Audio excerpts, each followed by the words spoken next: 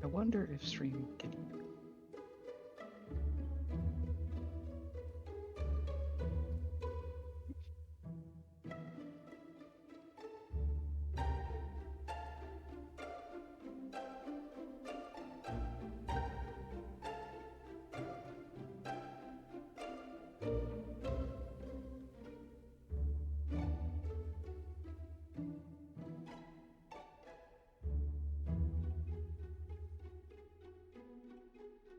Oh, we didn't check if Taxori's PNG thingy works.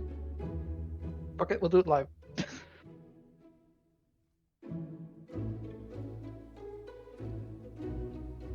Unfortunately, you can hear me. Wow, or see. Wow, rude.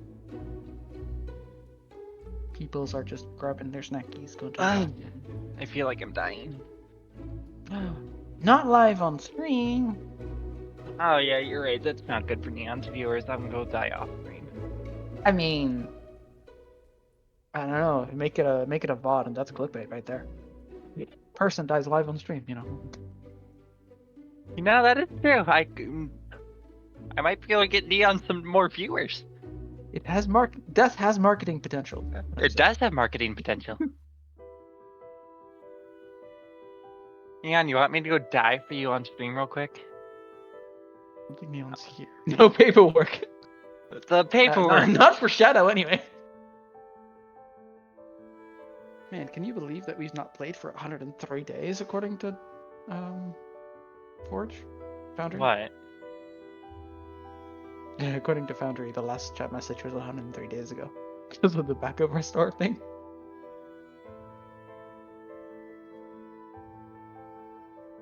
Good times, good times.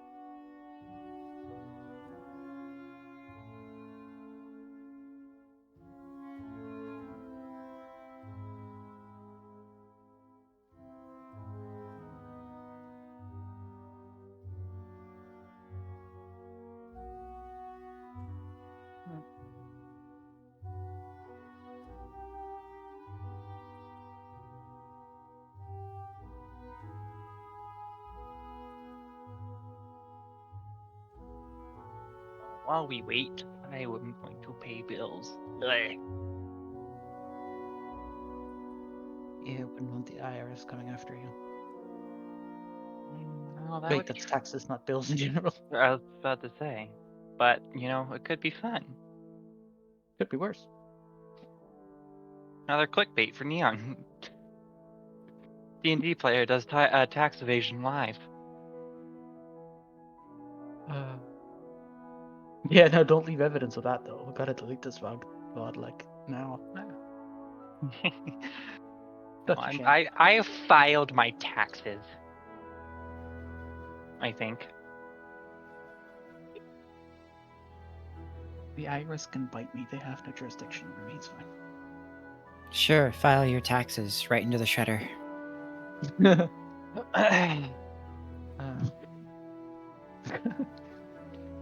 Well, our now snitch. I gotta pay bills or else I can't have my car get taken. I need my car to make money. That's a mood.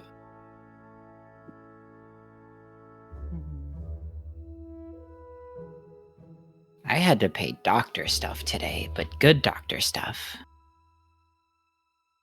Oh, that's good. Yeah, imagine having to pay bad doctors, though. I also have to pay doctor bills.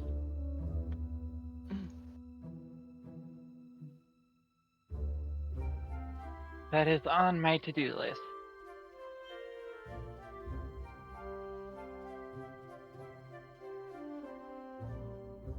Alright, so that's internet paid for? Nice. All right, I have returned. I wasn't talking about doing tax evasion on your live. I don't recommend that. We also weren't discussing about how death could be marketable. Yeah, no, definitely, Yeah. definitely wouldn't discuss that. It's okay. Anyone who's making or who's doing your taxes or watching them is going to be fired soon. You don't have to worry about it. That's probably fair. All right. Yeah, that's true. Topical, but moving on. All right, let me get this. booted You up. thought Nian was muted? Yeah, I mean, he No, was, No, in a way. I was gone. Hello, RT. Hello. Hello, RC. Neon's always gone, but he's always here. Yeah, no, streaming stuff is good. This was I broke everything for TTRPG, and I had to rebuild. I just actually tonight finished rebuilding it. So, all of the streaming for tabletop has been fixed. I believe if we find any holes tonight, we'll fix it. But I think it's the audio. We have Discord. You can hear me. There's everything's set up there, so we should be good. Did you test if Dexori's PNG thingy works? Yes, Or is yes. that I a- ended okay, up. we'll Yep. That's everything's good there. So Excellent. excellent. Okay. So we're gonna go ahead and jump over to here. Hello. Actually, no, that's not the one I wanted. I wanted this one. Hello? That's the one I wanted. Hello. Okay. Is everybody back from bio/water break?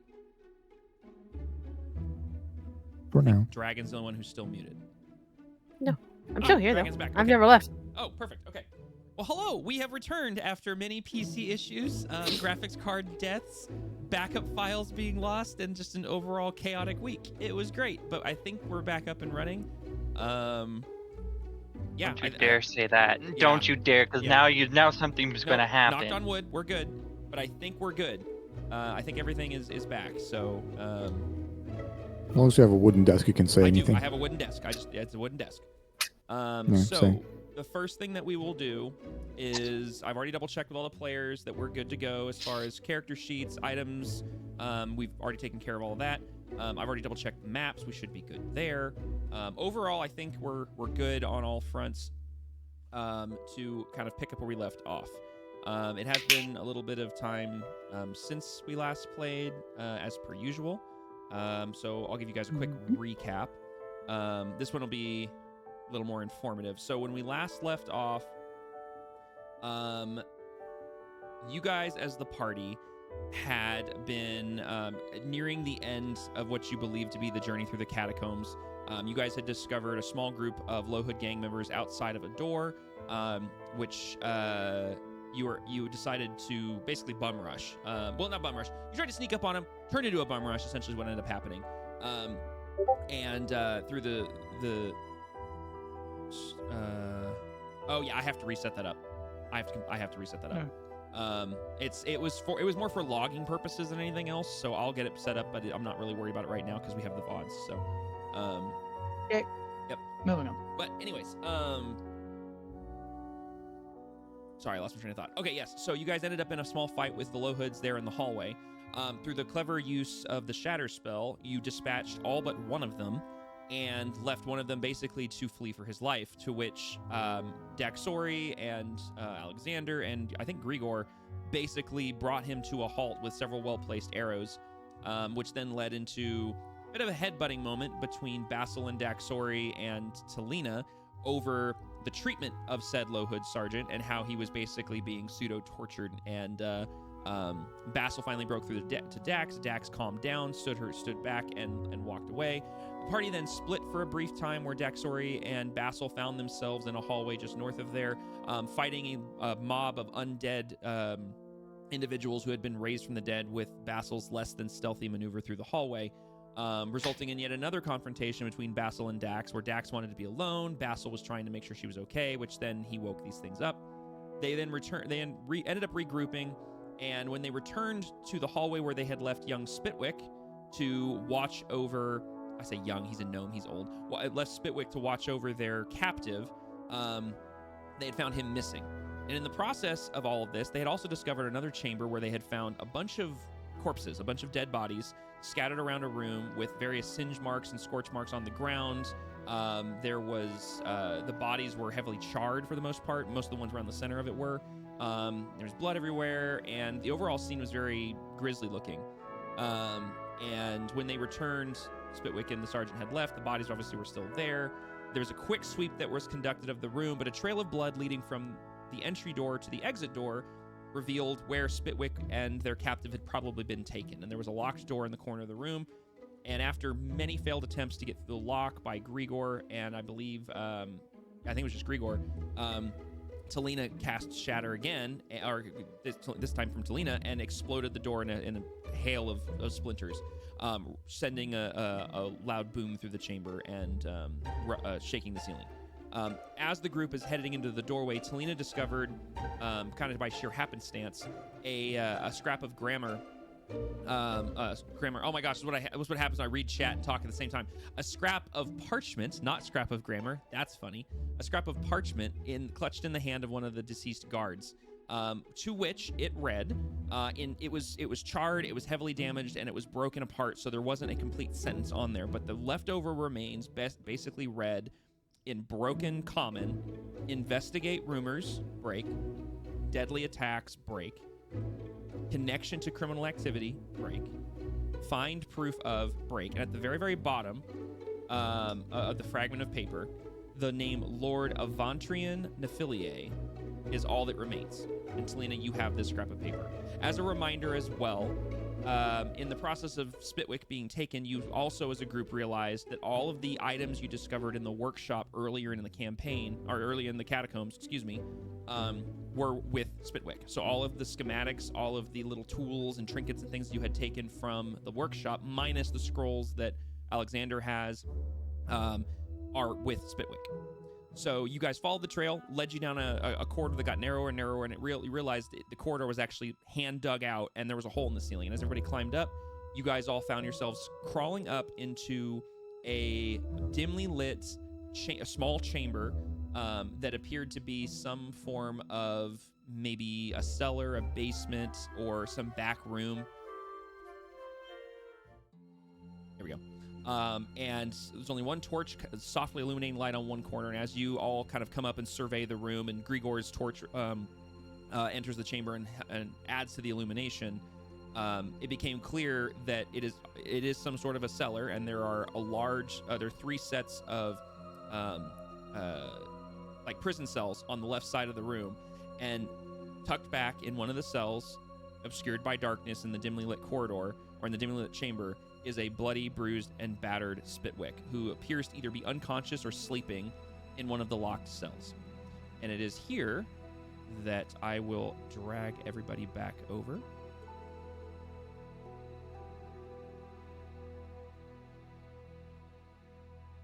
We'll go ahead and change scenes here. Okay. Need to actually double check something here.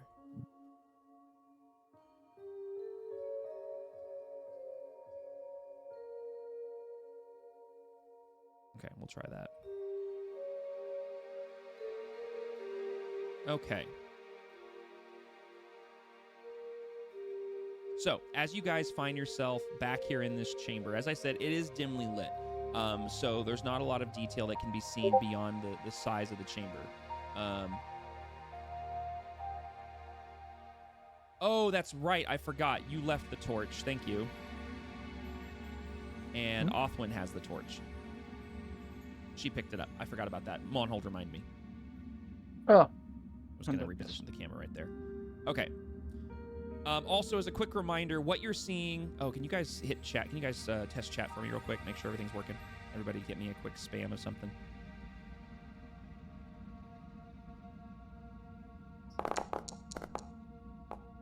There you go. Perfect. Love it. Okay, cool. All right, so now chat is up to date. We're good. Just wanted to make sure with that gap there, I wanted to make sure. Okay. So, here in the chamber, Like I said, it is dimly lit. You see Spitwick over in the corner, behind a locked cell door, and he is not moving. He's laying on his side, kind of in the fetal position. Actually, I forgot to give him the prone status. There you go. And he is, by all accounts, he is either unconscious or asleep. There is, everybody can see, without any need for any sort of check or anything, that on the rock ledges that go back down into the tunnel you were in, as well as up on the ledge you are standing, right underneath Basil, you can see blood streaks that are going away from the cell and over into the corner of the room where the edge of a staircase can be seen. What do you guys do? These How- are bars, right? Between. Yes, those are us and things on the iron bars. Yeah. Basil's going to make an approach to the door of the cell with Spitwick. Okay. Checking the lock if the door is, completely shut up or not. Yeah, it is locked. It is closed. If the entire group is looking at the cell, Mm-hmm. then Talina will go stand here and look specifically at the staircase, just Okay. to cover our backs. And what you can Got see it. very quickly at a quick glance, Talina, is the stairs go up, and they appear to go up the equivalent of 1 story. And there's a small landing, and at the top you can see a wooden door that is closed and a soft light illuminating from around the edge of the door and underneath it. Which I would say because the darkness around it. Yeah. Yeah, no, yeah. While it is dimly lit, you The, would the see, landing isn't lit. Yeah, and it's just a straight shot. Like, it doesn't turn. It's just it just goes up, small landing, and then a door. Excellent. Yep. And then the rest of you guys, as you approach the cell and the light from your torch begins to illuminate the cell a little bit more on this far side of the room, there's nothing in the cell with him. He is chained to the wall by his ankle. And it's funny because you can tell that they had to that there's a larger chain on the other side of the wall that they couldn't use because he's a gnome, and so they had to make do with what appears to be a wrist, like something you chain somebody's wrists to, and it's around his ankle. Hey, Neon, I have a question. Okay, I have an answer. Can I fit through the bars? Ooh, Oh my god. roll me a. Nice. That'd just be a simple dexterity. I would just because you're trying to see if you're nimble enough to get in there. So yeah, go ahead and roll me a dex check. Or, small enough. Yeah. I would say it's tight. I'd say that she could try. So the DC is going to be a little higher, but that was almost a 19. That was I was almost a so 19. bad. I would say that Wait. that you're able to get like your legs through, and like you're trying to pull your upper torso and your head through, and your head's just too big. You are still an owl-like critter, so your head just doesn't quite fit through these bars like you normally expect it to. Basil's going to Sorry, I got something in my throat. Basil's going to look over to Dexori and Grigor, the two that he knows can open locks, Mm-hmm. and just basically point to the door from looking at them and then back up a bit to let them have space towards it. Whichever one wants to jump into play.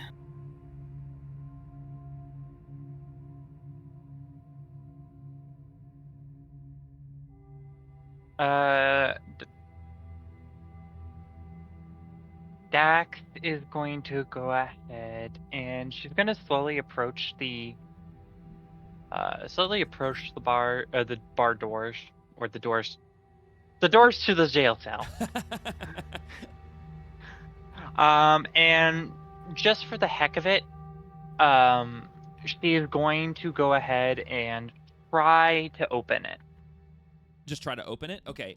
Yeah, just for the heck of it, to see if it's even locked. Sure. Yeah. No, the same thing happens to you that happened to Basil is, and it's very clearly locked and bolted. Okay. With that, she's gonna kneel down, Mm-hmm. and she is going to go ahead and take out a lockpick. Okay. And she's going to insert it into the keyhole and try and unlock it. Yeah, so go ahead and roll me a Thieves' Tools check. Now, something that you notice as you get down to that level is there's actually more than one lock. There is a lock built into the mechanism of the door, and then there is also a padlock above it on a little loop. So it's actually locked twice. So if you want, if anybody who's looking at this, so I'll leave whoever's watching Daxori do this, we would all see this. If you guys want to roll me a,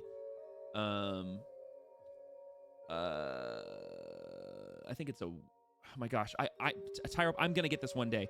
Difference between wisdom and intelligence. Remind me again. Wisdom. Intelligence is book smart. Okay. Wisdom is street smart. Okay. I want you guys to roll me a wisdom check. Anyone who's watching her do this. Not a perception. No. It's because perception is based on wisdom. So just flat wisdom? Yeah, it's a wisdom check. You privately rolled that though, Basil. I can't see the answer. Did I? Yeah. Yeah, I can't see anything. I don't. Oh, that was self roll. Never mind.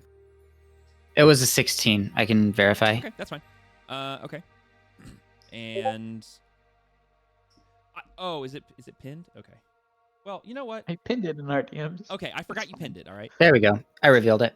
Okay, cool. So you got a 16. Grigor got a 13. Is Othwin watching this happen as well? I mean, it's not. If she's not, it's not a big deal. No, she's trying to force her way through the bars. She's still trying to force her way. Okay, so you hear. Yes. And next to you guys, you watch Othwin trying very hard to get her large head through these bars. No, these are old dice. I need to remake them. Okay, so Basil and Alexander, you guys recognize the two locks on this door and realize that one lock was originally built with the building. The other lock was added after the fact. So the padlock that's above the lock that Dax is going into. Well, you're going into the door lock first, right, Dax? Yeah. Okay. So the door lock looks like it looks much older. It was built with the dwelling that we are currently in. But the other lock looks newer and is attached in such a way that it's very clear. And Dax, you would recognize this as well. That it's an aftermarket thing. So there's two different locks here. All right, now go ahead and you can roll me that Thieves' Tools check on that first lock. Is that? It's just your Thieves' Tools. You'll just click that and roll a check on it. But my. All right, let's see how well the digital dice Oh yeah. like me tonight. They don't like me tonight. I mean, even with a 6 or the 9, you have a +7, so that's not bad. And it is enough. You are actually able, after a little bit of time, like about a couple, I'd say about 30 seconds for you.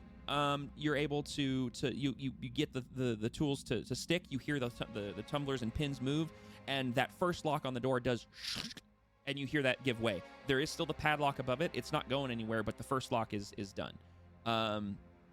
In that time frame, Talina, you watching the door, can you roll me a perception? This is a hearing-based perception, so I don't know if that has anything to do with your abilities, but... No. No, okay. So yeah, just go ahead and roll me a perception check. And Alexander, are you watching the lock, or are you watching... Actually, Basil as well. Are you guys watching the stairs, or are you guys watching the door?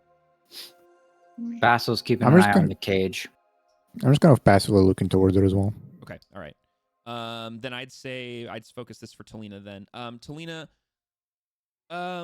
you think you hear something at the top of the stairs on the other side of the door. It's a very soft, muffled sound, like the equivalent of what you might experience hearing if your next door neighbor in an apartment like moved the chair on the floor. This is the best way I can describe it.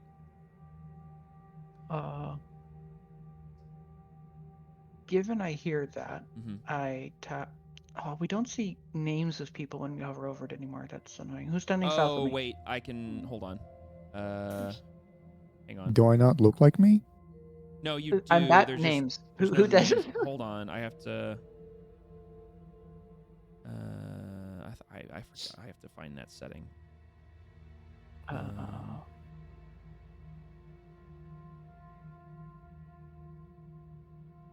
You right click the token. It's the gear and then identity display name always for everyone, or just on hover. I don't know.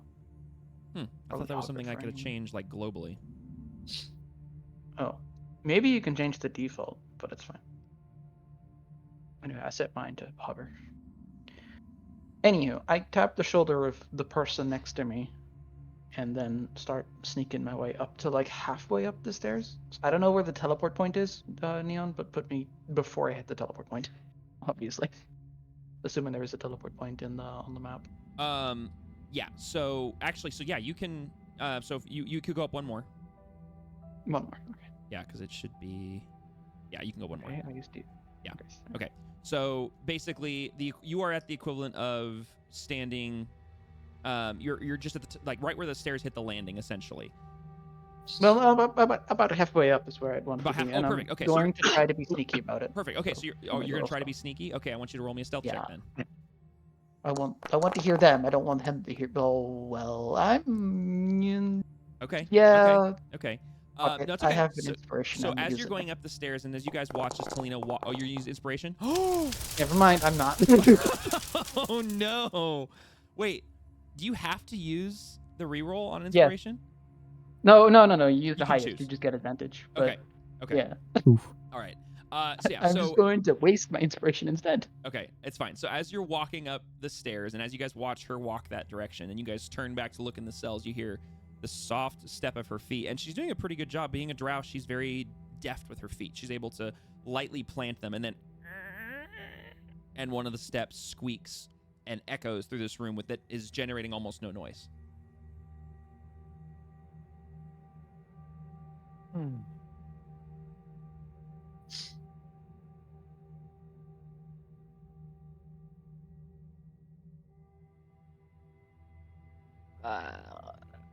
Dax is immediately just gonna flip her head around and look at her. Okay. You know that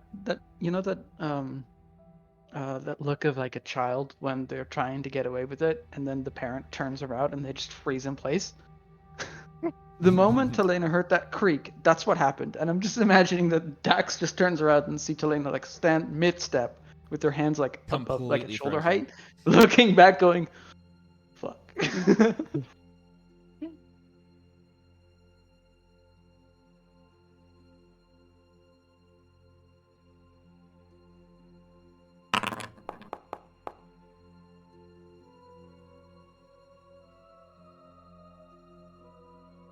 Okay. Does anyone else react? Does anyone else do anything?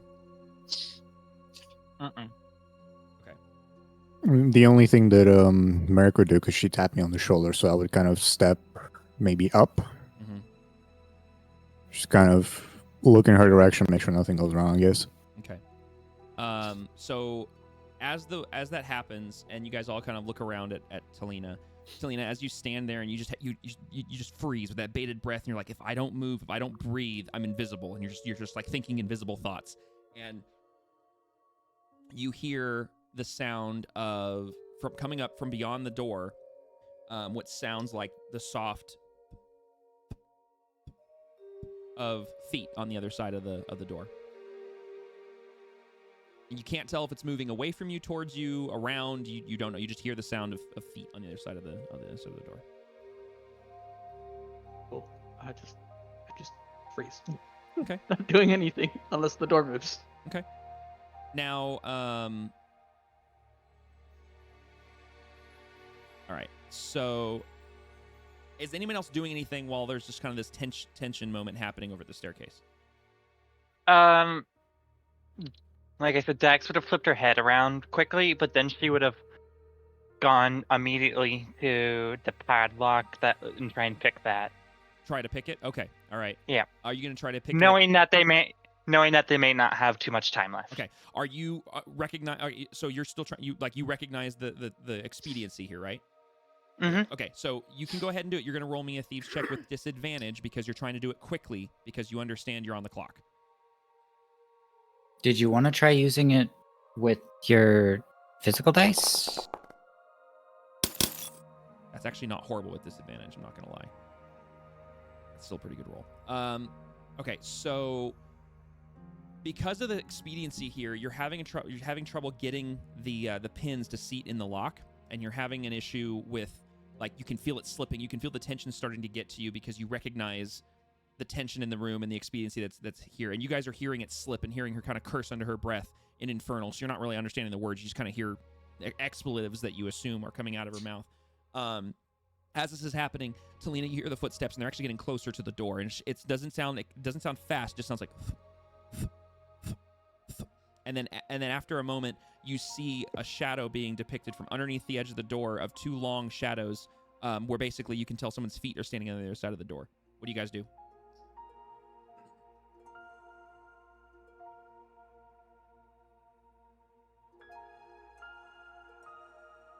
Bassel's going to turn around towards the staircase Okay. and ready a hand axe.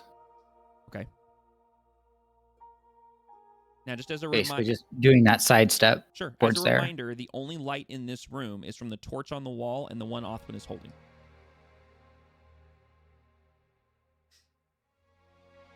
Does anybody else do anything?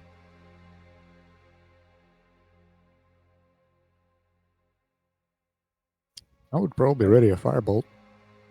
Grigor would ask often for the torch back. Would Othman give the torch back to Grigor? To be fair, Othwin's kind of half in, so the torch is on the floor technically. Okay, all right. So she doesn't have it. So Grigor, you now have the torch back. I took it down the hole. You drop it down the hole? Okay. All right, so you no longer have the torch, but there is now a...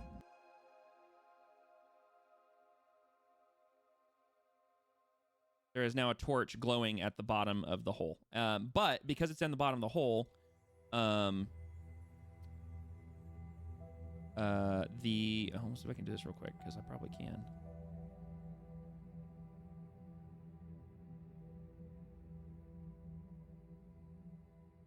That's obscuring vision to the entire thing.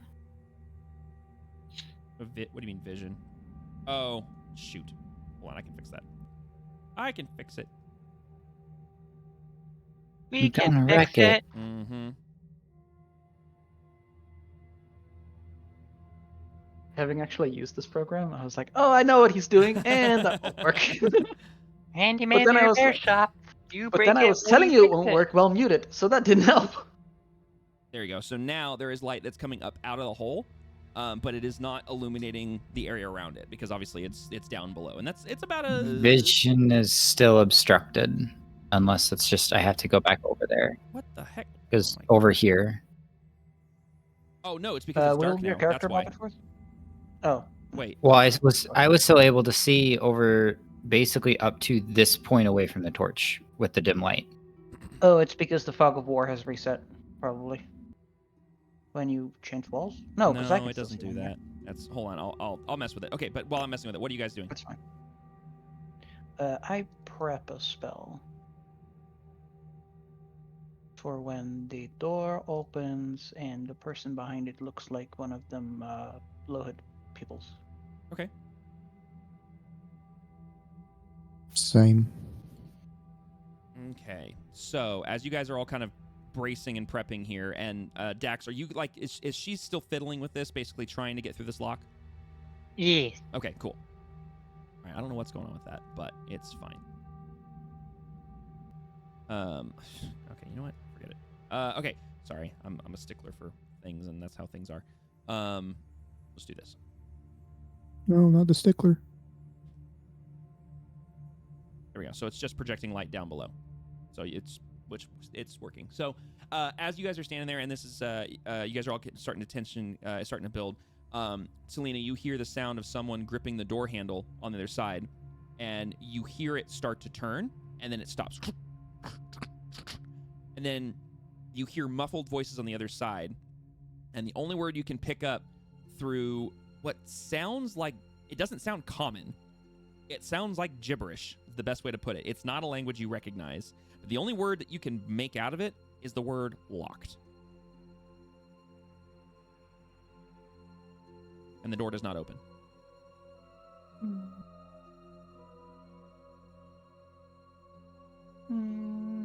holding. Okay. And then as you sit there holding, and you hear another, like muffled sort of conversation that again sounds like gibberish. The shadow on the other side of the door walks away, and the shadow disappears. And then you hear the footsteps kind of fade slightly. Did I hear one specific voice or more than one? You heard two, but you couldn't make out the words. Didn't make sense. Like it didn't sound like conversation. I mean, it did, but it didn't. It was very weird. Mm. Ty knows what you're putting down. It's fine. So yeah, then at that point, the tension kind of subsides a bit, and the rest of you notice the shadow's now gone, and you don't hear footsteps or anything like that. Daxor, if you'd like to make one more attempt at this, you can do so with a straight roll instead of disadvantage because the tension has just gone down a bit.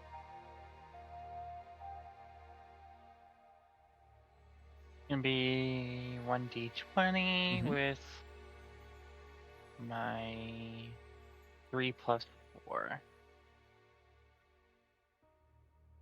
Yeah, that's really good for Thieves' Tools. That's all very handy.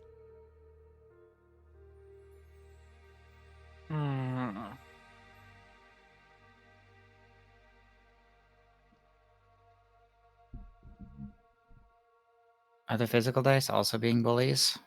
No, I'm just counting. Oh, 25. 25. that's better. Yeah, 25. DC was a 20, so well done.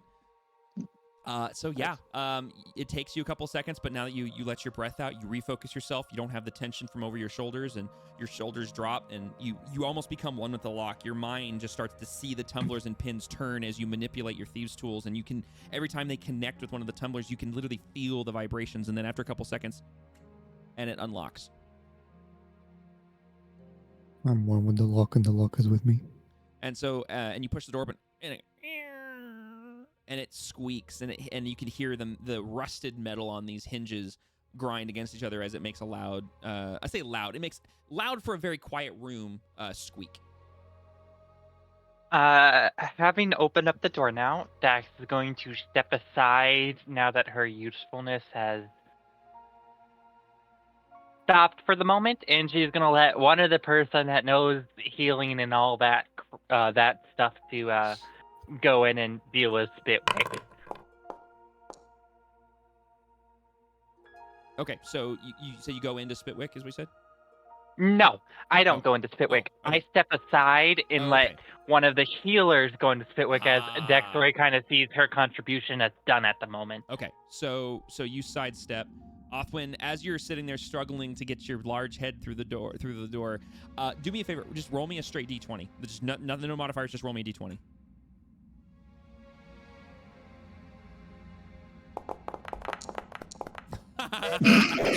Okay. Oh, hi, Thomas. I don't remember putting I Thomas forgot there, but about the okay. train. I think you changed it after a while, Not but that it bad. might still be in there from the. Oh, the yeah, I original forgot time. I'm gonna change it after we're done. Giggity. Okay, so. Oh my goodness gracious. That was loud. Sorry, RT. Okay, so as you successfully, as she successfully opens it, as Dax swings the door open and steps back, it's at that moment that you're like, perfect, and your head slides through, and you look up all proud and realize the door's now open. Still proud. Yep. And yeah, Oh, so hey, I'm inside now. yeah. So now you're inside. The door is open, so anyone else can go in, but Othwin went through the doors. Through the So- fires. I was gonna say, if Othwin didn't make it through, I'm just imagining like the scene of the little puppy that's like trying to fight its way through the gate when all of a sudden the door is actually open to the cage, and he's just sitting there Mhm. fighting. Yep. It reminds me of the TikTok of the kitten screaming That its head one. off. The door's right there. Use the door. We're going to click it in Mhm. Spitwick. Hold on, let me rearrange my sheet here. Wooloo. Okay. So, as you clutch your amulet around your neck, and put your hand, your feathered hand on his side turned torso, and cast Cure Wounds, you deal 5 points of healing. And the battered and bruised body of Spitwick, some of the bleeding wounds that were still bleeding start to close up. He still has bruises on his skin. He still is not responsive. He's still unconscious. But the wounds that looked like the most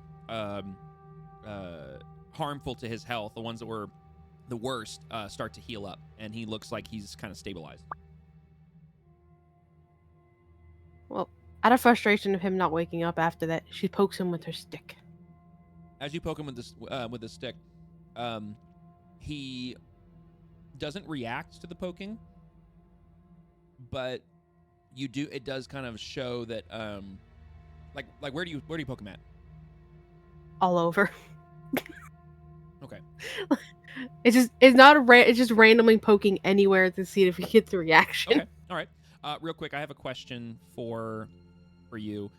So Cure Wounds has a vocal component, like it's required that you speak. How loud would Othwin be? Would she be trying to? Is Cure Wounds was the touchy one.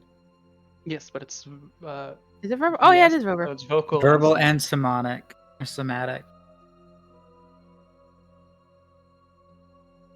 It's just those soft little chirpies as she asks her goddess to heal her party member So, in her Burby language. So you sound like a bird when you do this. Yeah, she's chirping. Okay. The only one that would understand, I think, is Basil, right? Yeah. The boy knows Sylvan for some gosh darn reason.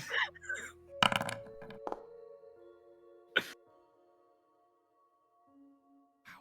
You're right. The dice want to tell a story tonight, guys.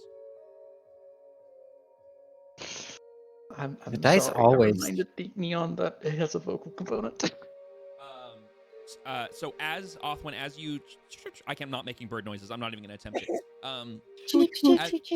Yeah, as you make chirp chirp noises, and you see him start to react to your healing, and you start poking him with a stick, and he's not immediately responding to it. Talina, you hear the sound of a bird chirping behind you, and that high pitched bird chirp starts to kind of echo off of these wooden walls and stone floors, and you once again hear the shuffle of feet from the other room.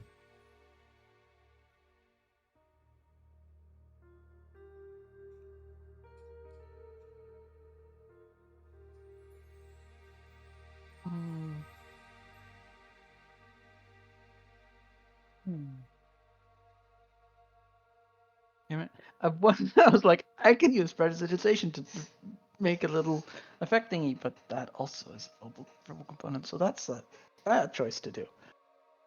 How loud of a verbal component does it have to be? It doesn't have to be particularly loud, but I'm standing halfway up the stairs. Yeah, he's standing equivalent of about 10 feet from the door. Yeah, I'm just gonna hold the aforementioned spell and pray. And pray? Okay. So while that's happening, what are the rest of you doing? Because you guys hear the chirps as well. Basil's actually going to move up closer to the staircase. Kind of at this angle. Ready to snuff the torch if the door was to open. Okay. Already just snuffed it. Okay. Ready to if the door Yeah. opens. So listening for the door to open. Okay. So, what is everybody else doing? So you're stationed by the torch. Selena, you got a spell you're holding. Othwin's poking Spit with like a stick, right on point. What's everybody else doing? Holding spell still as well. All right. Holding spell. Dax is kind of looking up towards the stairs just to make sure no one comes down, but Right. she's not like really doing anything at the moment. Okay. And then Grigor, what are you doing?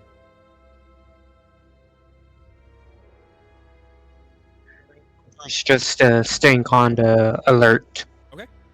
So, Talina, you hear those footsteps approach the door one more time. You see the shadow appear beneath the door, casting those long two shadows down to your direction. You hear another muffled conversation of just gibberish that just sounds weird. And then you hear the door turn a couple more times, and then silence. The shadows shift, and you're able to determine whatever is standing there is leaning itself against the door. Question: Answer. Is Basil close enough to hear any of the gibberish? I would say yes. You are close enough to hear. It's just going to be muffled. The volume's not going to be very loud. If he sits there focusing, would he be able to perceive what is being spoken? I will, if you and Talina, because you two are the closest, want to roll me a perception check at disadvantage, I will let both of you guys do that to try to perceive what you're hearing. That was almost a nat 20, Absolutely not. 13. Okay. I like how Basil's dice moved my 2 to an 18. So, Talina, you are so, like, you're in that, you're terrified because, like you said, there's that kid vibe of crawling up the stairs and then you alerts the parents and you just freak out. So you're like, I don't move because I don't exist right now. Basil, you're a little more confident in your position. You're a little less de-stressed because of your mental fortitude, but also you're in a position where you can hide. And so you kind of listen in a little bit closer. And what originally sounded like gibberish does sound like common, but not common. It sounds like a slushy, slurry mix of common.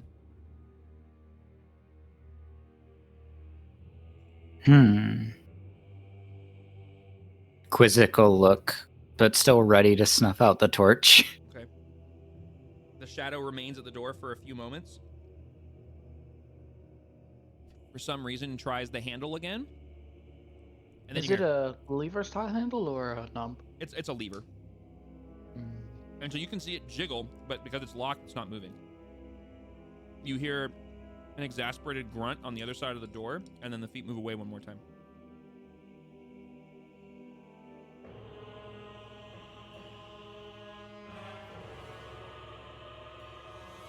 Oh, I'm so tempted, but also I shouldn't.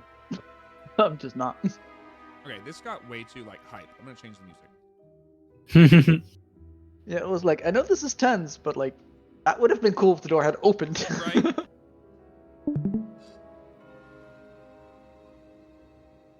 But yeah, I'm specifically holding for the door to open. Okay. Also, do I notice anything about the step that I stood on that caused the creaking? Mhm. Does it look in any way different than the step above and below it? So as you look down at the step, going, why did I make noise? You can see that it's a little more warped than the other steps, like it's just old. Do any of the steps above that one look warped? Roll me a perception. This is Ty going, how close can I get without fucking over the party? The answer is maybe.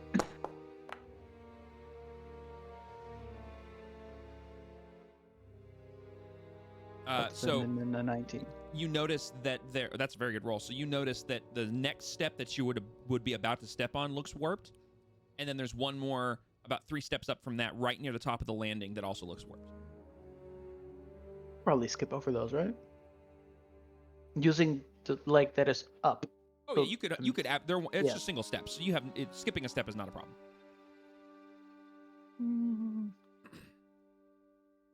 I'm gonna try to get to the top step of the stairs, so not on the landing, like one step down, basically. Okay. Just to maybe get a better hearing of things, and I'm not gonna move my token because I have a feeling that's the teleport spot. You would be right. Yeah. So, which you can move to the teleport spot if you want. Like, it's not going to break anything. Oh, okay. It's up to you. Well, I didn't want to accidentally see the. Oh, it asks if I want to move. Oh, sure. Yeah. Okay. Am I on a completely different map now? Yes, you are. Oh, it's loading. Yep. Oh, it does have the landing Mhm. thing. Excellent. You doubt my abilities? No, I was just. Dang. So, What's the grayish liney thingy over there? Also, Like chat it's can't like see. I'm it's sorry, like, chat. It's like cobwebs. Hang on, if Oh, I do cobwebs. this. Oh, that's interesting. It's because it's not an active scene. Chat can't see it. Hold on, let me try something here. I mean, there's not much to see. There's the tile I'm standing on, the tile to my right, and there's a closed door icon on that tile. Yeah, it's But not- chat gets to see a lot more. yeah, I don't think they do, Not because right line now. of sight. yeah, it's a line of sight. But so you walk up to the landing, and chat, you'll see this in a moment. And it's a 5-foot landing, and there's a door standing right there.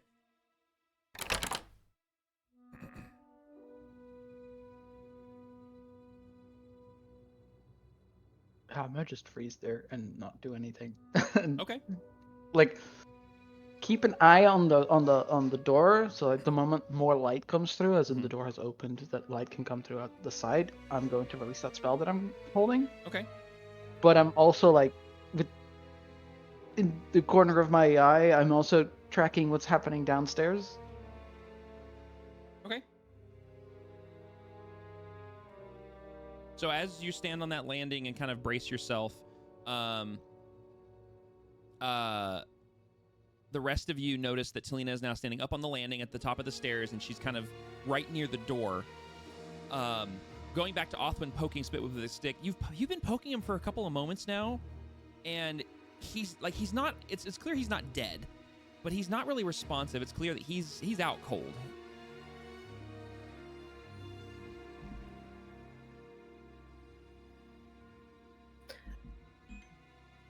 Alfred at this point is walking away from. Now, bad mouse. There we go. She gave up. She Like, gives up. fuck this. Okay, so you abandon Spitwick. Damn. He is still chained to a wall. Just fuck this and abandon Yeah, him. just completely Dang. just GTFOs from poor Spitwick. She I mean- healed him. No. I mean, to be fair, Dax basically did the same thing. Yeah, and like I said, he's basically stable. He still looks pretty beat up, but his wounds aren't nearly as bad as you were when you found him. Little burb don't know how to block pick things. Okay. She's gonna stand here and figure out what the hell everyone else is doing.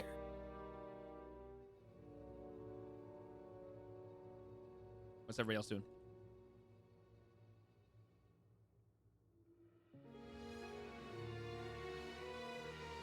Good talk, not all at once, guys. Dax is gonna. Oh, go ahead. Dax is going to slowly make her way to the stairs and eventually up them. Okay. Go ahead and you can move your token as you'd like. When I see Dax moving up, Mm-hmm. I'm going to point specifically at the bottommost warped step. Okay. And with my other hand, like, put, the one finger across the lips and in front of your nose to, like, quiet for that step. Okay, and so then as you're- she approaches that one, I'm pointing up to the other two as, like, they cross them. Okay. So because this is basically you're not verbally communicating this, I want you to roll me a performance check, and it's going to be contested to a Daxori rolling a perception check. Okay, let's let the bard roll performance, because this won't go badly. Okay, There we you go. go. Okay. So you look like you're doing an interpretive dance. Like, this is really, like, it's very clear what you're doing. But does Daxori perceive it? Perception. Where did my? Okay, what is my perception at? I would argue Plus insight, one. because determining the true intent. Oh, of you're a right. You're creature. right. You're right. It would be insight. Thank you. You're reading quote unquote body language. I always forget about insight checks. That's right. So when you say it's contested, do I have to get higher than Melon, or do I have to get Who's Melon? lower? Why are they involved? Tyrope? Oh yeah, sorry, tie rope. Wow. I'm sorry. Damn. Honestly, with I guess my performance lowered the DC. yes, that's basically what we're doing, because it was a very, very, very good performance roll. Okay. All right. Ow. Do what I get. If Prestidigitation didn't have a vocal thingy, I would just I got a dirty big 20. X on the Dirty steps. 20? Yeah, you 100% are Yeah. able to understand what she's saying. So you now know which steps to avoid. Okay, so going up the stairs slowly, avoiding the steps that Talina has done the interpretive dance for. Just gonna go. Okay. If you teleport, we will be on the exact same tile. Yep. So what we're gonna do? I'll step forward. Yeah. So you Oh, guys are both in. So Dax, you're at the top of the stairs. Talina, you are on the landing. Okay. All right. Hi. Welcome to the tiny room. Yeah. So you guys are in a very and it's only 5 feet wide. It's a very narrow area. Yeah, RT. So the rest of you guys notice the two of them are kind of crammed at the top of the stairs. Grigor, I see that you've entered the room with Spitwick. What are you doing? Just going to examine the shackles on the Spitwick. It's a very, I mean, it's very simple for you to look and notice that it's a wrist shackle that's been used on his ankle, and it's just a standard shackle that's then chained to the wall. Okay. Gregor proceeds to lockpick the shackle. Okay, go ahead and roll me a thieves' tools check, please.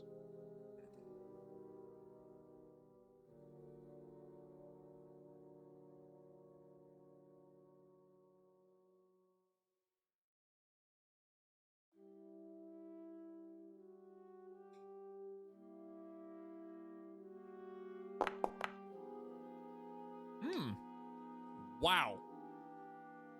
Y'all rogues are roguing tonight. So yeah, with great deftness and skill, you're able to very quickly release the lock on the shackle from the ankle to the wall, and you're able to remove it from his leg, and he's no longer shackled to the wall.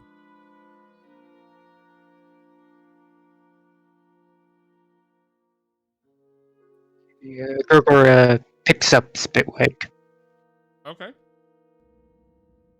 So he is no longer prone because you are carrying him. I will say that you.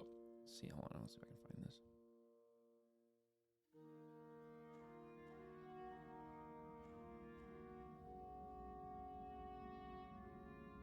I thought there was a way for me to make you encumbered, but I can't. So basically, you now have half movement speed because you are carrying him.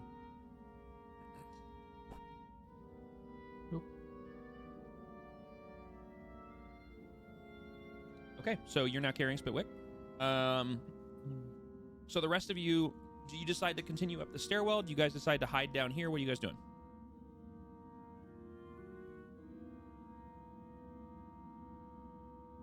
Power before me.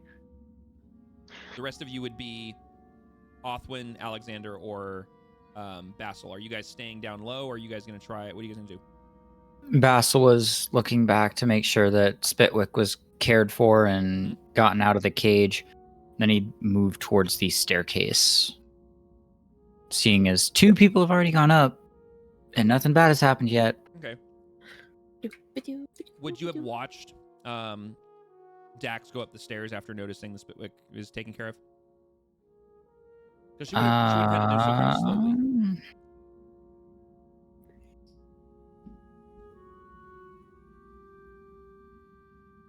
Can I do some sort of coin flip? Sure. Yeah, you can literally do a roll 1dc and it's a coin. It'll flip a coin, or you can do 1d2 and it'll flip a coin. Is it roll roll 1dc? Yeah, /roll space 1dc.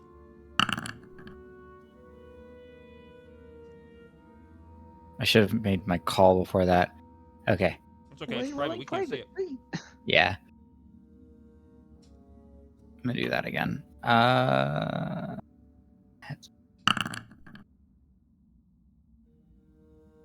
was. Okay, you know which steps to avoid, so you can just traverse up the steps without having to do anything. But here's what I will say. Since you are not a rogue, I will say that anyone who's going up the stairs from this point needs to roll me a stealth check. So Basil included? Mm-hmm. Basil, Othwin, if you guys are going up the stairs.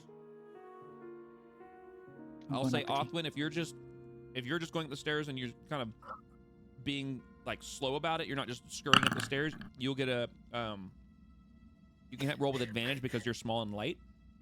I was gonna say, would it even if I scurry up, it wouldn't make a sound? Your claws, your talons on wood. Yes, 100%. True. You have. But if she's not just going, I'm going up the stairs, and she's like, oh, I need to be careful and slow, then you can roll with advantage. Otherwise, it's a straight roll. Basil, Well, you she's keep rolling definitely- privately, so I can't see what you're rolling. Ah, shoot. I'll reveal that. I forget that I need to change it back to okay. public roll afterwards. Yep. She's Okay. definitely taking them slow because Okay. she's hopping up it. Okay. Then you can roll me a stealth check with advantage. Basil, you thought you were paying pretty close attention to where Daxori was stepping, but you happen to catch one of the steps, and as soon as you start to make that squeak, oh shoot, and you pull your foot off of it, the damage is done, the squeak has been heard, but it's a lot quieter than than Talina's. The squeak has been squawked. The squeak has been squawked. Othwin, Squawk the squeak. you kind of see this happen to Basil, where he goes and he steps and goes, oh shoot, and he backs off. You hear the squeak and you go, oh shoot, I don't want to do the same thing, and so you hop up over it, and your feet go and makes like a kind of a scratching sound, just very briefly. And Talina and Daxori at the top of the stairs, you guys hear both of these very soft sounds behind you that in this space feel exorbitantly loud, but even though it's realistically very quiet. Dax is almost gonna do like she's almost gonna face palm. Like, really? Basil looking up, trying to avoid the rest of this squeaky stairs, like, I don't know what you want from me.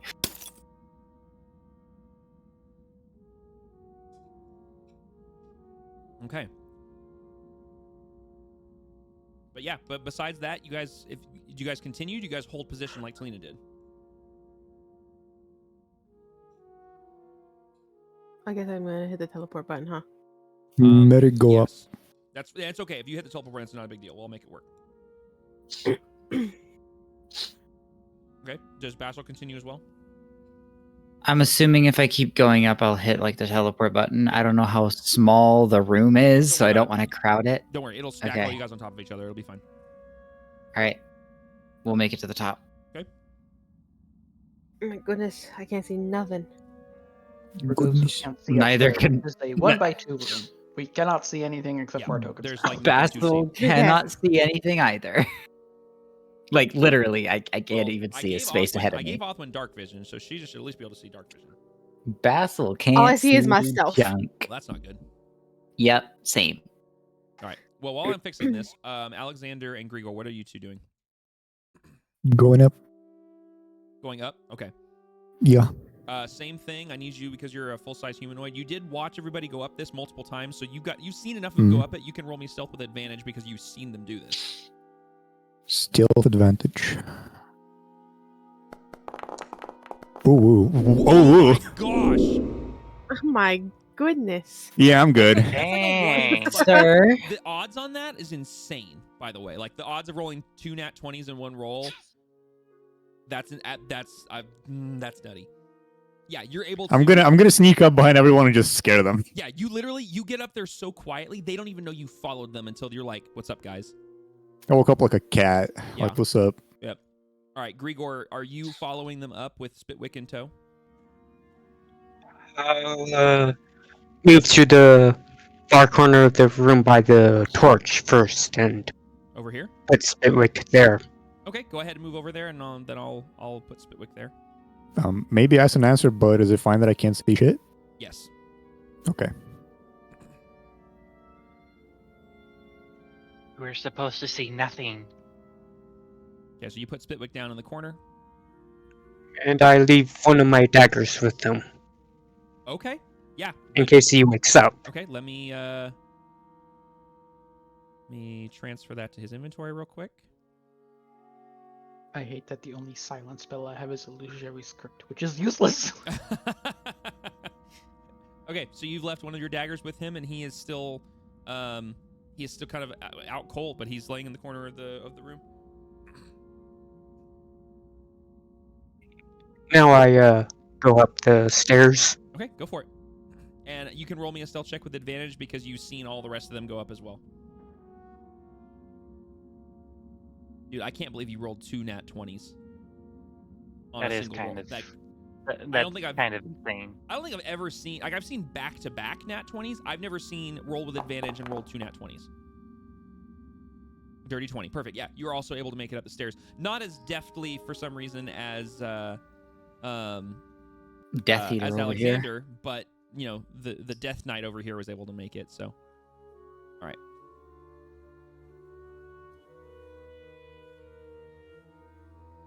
Okay. So as you guys are all kind of piling up at the top of the stairs and kind of crowding around each other in this very, very small space, Talina, you're the closest to the door at this point. Obviously, if you guys need to move around, just tell me what you're doing because tokens are going to be weird. But for right now, just basically, you guys are standing in this tiny little compartment with a door that is right in front of you. And all of you guys can see the soft glow of light flickering and illuminating from all the way around the door, top, sides, and bottom, except for where the hinges are. And you even see a faint glow coming from through the keyhole. Raise his hand. Basil still can't see jack all. Yeah, I gotta see if I can try to fix that. It's weird. I don't know why. Maybe if I try moving forward and back. Fog of War style. You could Nope, try. nothing. Yeah. Grigor should be able to see at least 5 feet. Hang on. I'm also blind. Oh, that's right. Your vision was all borked. Unless it's a map permission thing, I can't see anything. Well, I can now see people that are hopping off and back onto me. Yeah. I still can't see anything Um, except for my token. Could it be that the token on the tile is blocking vision? No, that shouldn't be. You can see. No, that's not how it works. I did see myself move. Yeah, that's me. I didn't touch myself. Okay. I don't know I why didn't your touch- dark vision isn't working because you have dark vision. It's just being weird. is this literally just a 2-tile room though? Yeah. Essentially, you're in a stairwell. Like the stairwell behind you leads back down, obviously, where you just came from. So you're Okay, basically if on the it's- landing at the top of the stairs. If it's the 2-tile room of the landing and the door's shut, then yeah, that's why we probably can't see. That's probably a good part of it. Yeah, Also, why is Telena's token smaller? because I made it that way by accident. I should be able to see because I have dark vision, but I still know, don't why even your see dark vision's tokens. being weird. I remember there was an issue with it, and I had to fix it last time. I don't remember how I Mm. fixed it. So I'll have to look into it. Well, once we get through the Um, door, if we still can't, is the door open or is it No, shut? door is closed, and you guys all at this point know it's locked. Okay. We'll deal with the sight thing if the door opens and I still can't see. Yeah. So, but what I was saying is you guys obviously can see light seeping in There from we around the go. door, but you can also fixed it. see a soft amount of light coming through the keyhole. Telena's on top of me. Yeah, everyone's on that tile. I'm gonna assume up is north. I'm gonna Yeah. just put my back against the north wall and stand back-ish so Okay. that whoever wants to approach the door can. Okay. But I'm specifically still keeping a line of sight on whichever side the door swings. So the moment it opens and a beam of light basically erupts past the side, I'm casting a spell on whoever is touching the door from the other side. Okay. Does anyone wish to do anything else? 9.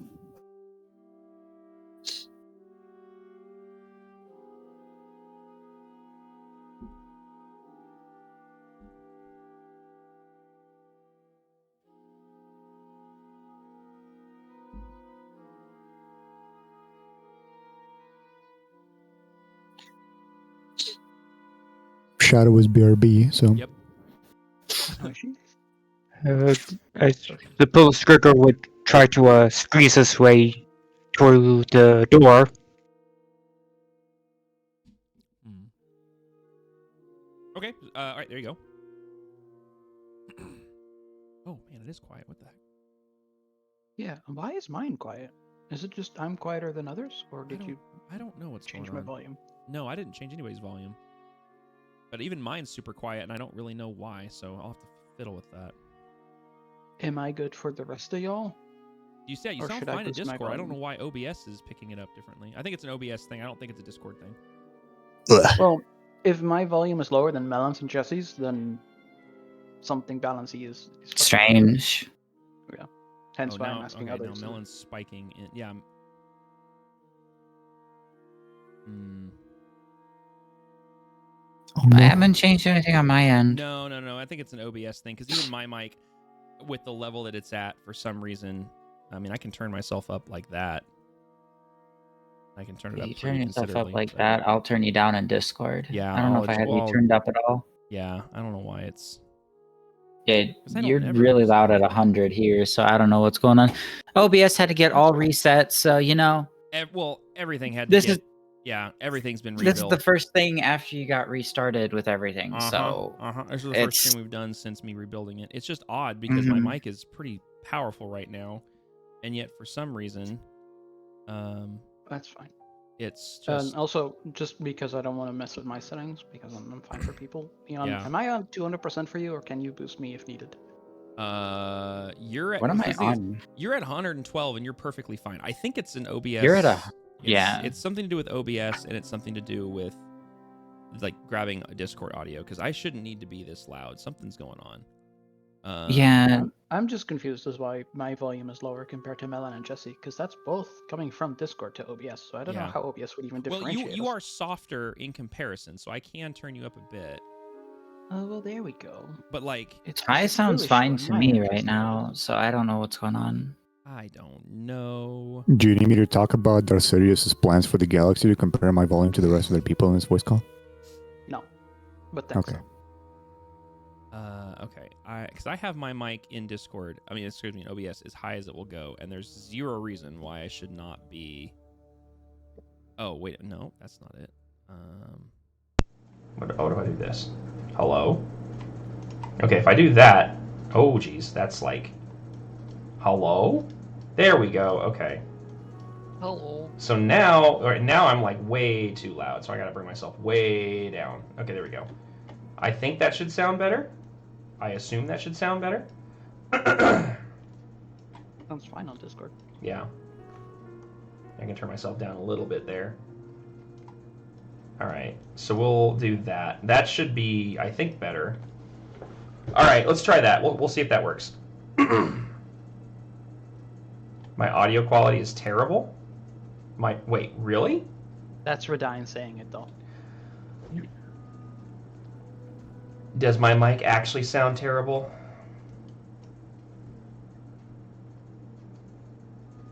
Empty room? Oh, I know why. It just pulled it from my webcam. Hold on. I love how we automatically just don't trust anything Red We didn't says. trust any- all right, okay, so that should be better then. We had to wait for Hunter to say something because we didn't trust Red. Oh, good grief! All right, well, we'll just do it this way then, and we'll just hope that this works. And yeah, I'm probably quiet because it's 3:41 a.m. here, and I don't want to wake Red, up my don't release. leave. We love you. We just weren't sure if you were screwing with me. Yeah, I took a look at it and it sounded like you were in an Yeah, empty it was room. it was pulling my webcam mic for sure. Yeah. Also, I can't see anything in Foundry. Yeah, it's because you guys the space you guys are in. So just give me a second here. No, like I can't even see the chat, nothing. Wait, what? Huh? Refresh. Yeah. I had that a little bit when I was messing with the It broke it. sounds I was making for you. All right, we'll roll with that. We'll see if that works. If that doesn't work, then Foundry needs to be restarted. So please let that be working. All right, getting back to what we were doing here. So Grigor, yeah. you said you approached the door. What are you trying to do with the door? I'm gonna pick its lock. You're gonna pick the lock. Okay. Go ahead and roll me a thieves' tools check.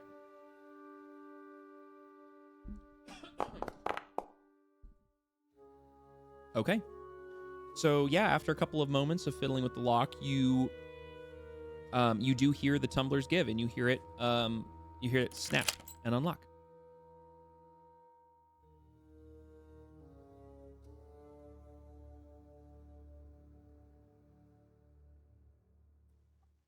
And Gregor will give a finger countdown before opening the door. Okay. Now, do you just?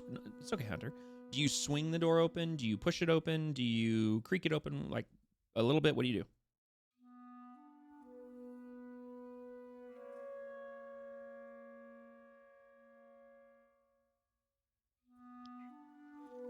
Open it slowly.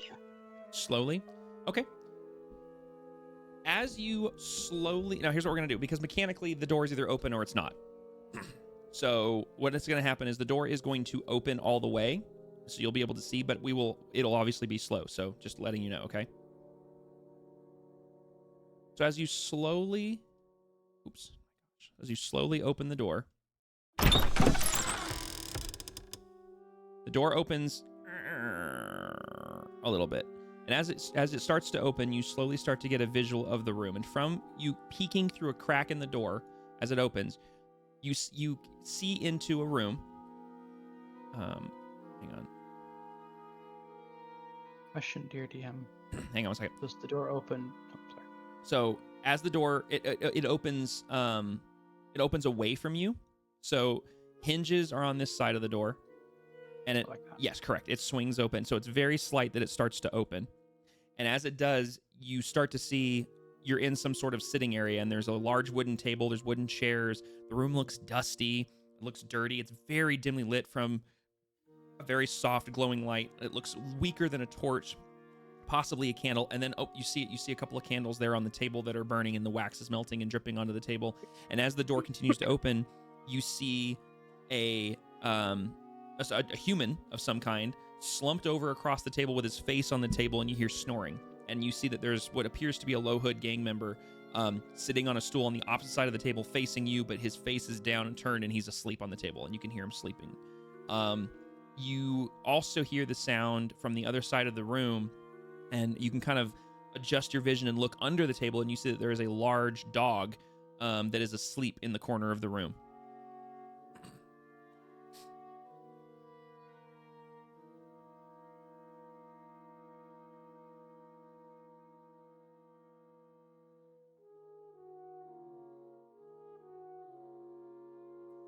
I would inform the others that there's sleeping. Okay. I assume you're whispering. Yeah. Okay. I'm not going to make you roll a stealth check at this time, but what I will say is moving from this point forward, as you guys have now realized that there's some sleeping people here, how do I want to say this? Let's just say there's going to be some group stealth checks throughout the course of this, so just keep that in mind. What do you guys do? Do I still have my rope, or is that poofed? Because we Your found rope? up that one guy. Yeah, Yeah, the guy that was injured. We found him with the rope that I had. that's right, you did. I'm assuming. Was that on the floor down there? No, it was that not. No, the rope was thumbnail? gone. No rope. Okay. Yep. Delete from inventory. Perfect. Moving on.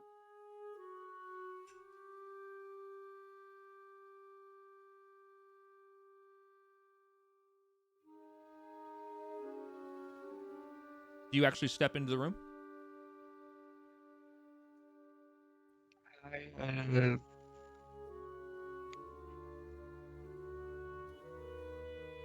I peek around the corner. You peek around the corner. Okay. So as you peek around the corner, you see another low hood gang member sitting at the table facing away, basically looking this way. And he doesn't look asleep, but he is slumped over the table. He is looking wobbly, and you can see he's holding a tankard in between his two hands.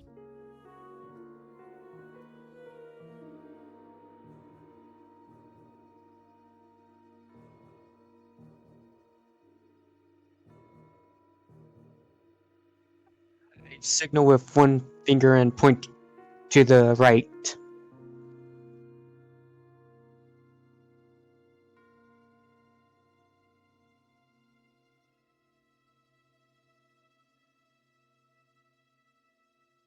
Okay. Mhm. So Talina acknowledges you. Basil's also going to return a nod and kind of grips the hand axe he's been holding tighter. Okay. So here's what we're gonna do.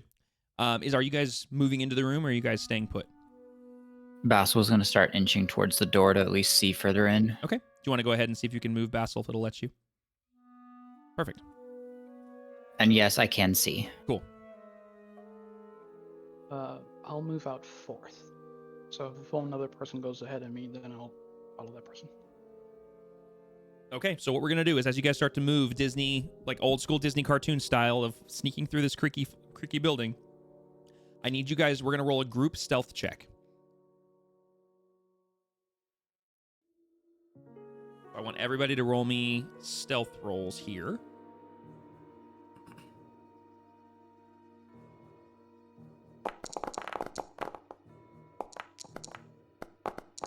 Noise.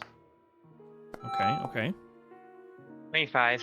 Ooh, I see a nat 20 from somebody. Grigor. Love it. Okay, so we have. Oh, wait. Did you need me to roll it in here? No, you can just tell me what it is. Just give me a second here. I'm Oh, just adding yeah, no. everybody's up.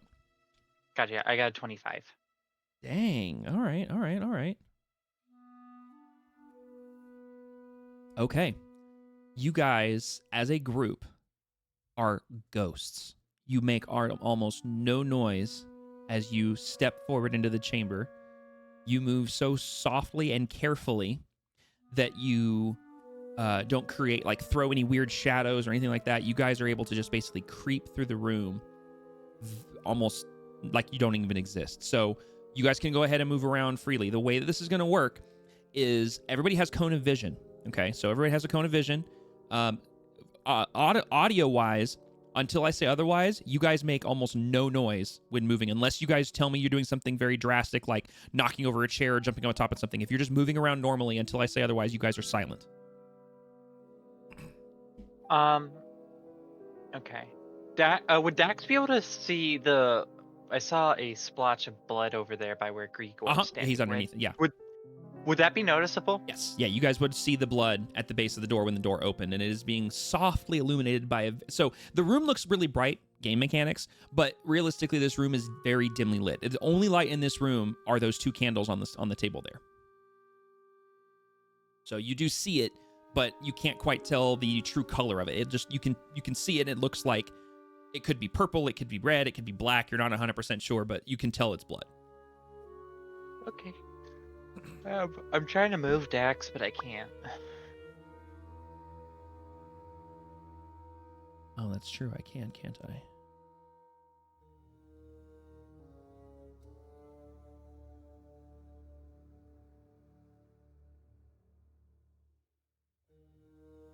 Yeah, I am unable to move Dax for whatever reason. There we go. Now it's actually like actual dimly lit. Okay. Yeah. So what we're gonna do is I'm gonna move you guys real quick. Don't freak out too much. All right.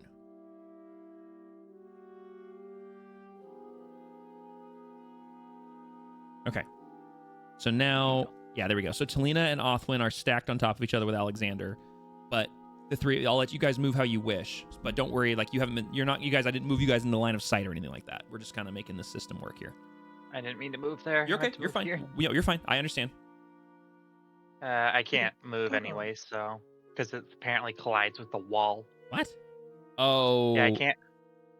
Yeah, you want to know why? Is because as you start to kind of come around the corner, you realize there's a table right there. No, I'm trying to move. I'm trying to move next to Grigor, so I'm like standing against the wall, and it won't let me because apparently it collides with the wall. Oh yeah, that's because it's a very large, big, heavy table, so that's why it's Okay. Dax would notice the two individuals. Would the dog be noticeable too? Yeah, you would see the dog in the corner. He is snoozing away. Big old dog. Okay. She would see that, but she's more focused on kind of tracking the blood. Okay. You said this guy was. Hold on. This guy is awake, but he is Yep, and he's facing this way. But he is kind of slumped over the table. He's clutching a tankard in between his two hands, and he is looking wobbly. Okay. Dax is gonna kind of look over at Grigor, and he's going to the knife that she split out of her jacket that she's now holding. She's going to look at him and kind of be like, "Grab yours." Would do so. Okay. With that, Dax is going to like kind of point her head at the other guy that's still awake.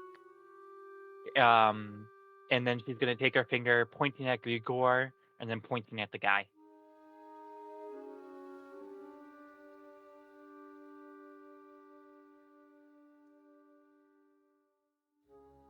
Does Grigor do anything in response to this non-verbal instruction?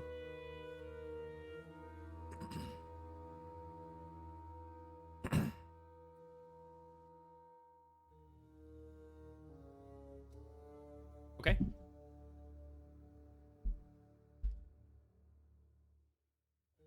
Does Grigor move at all, or does he stay put? He stays put. Okay.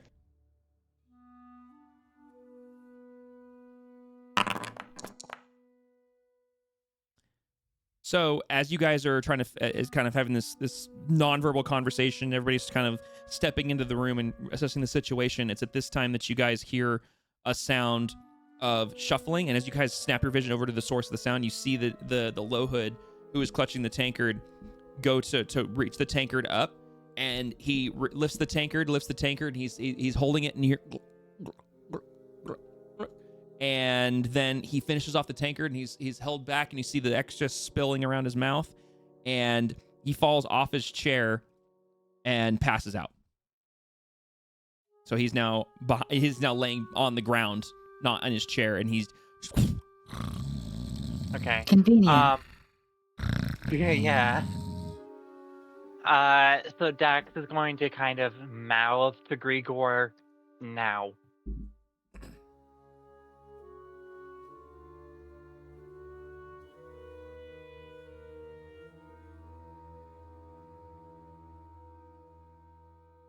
Kind of looking to see if Grigor's gonna do what she wants him to do.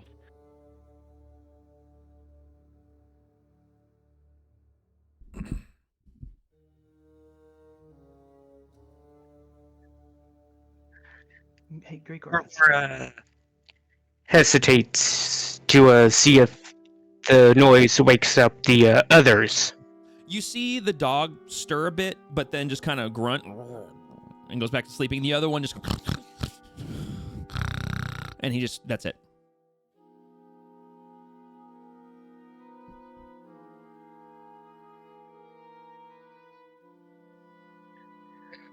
I'm going to look at Daxor and just shake his head.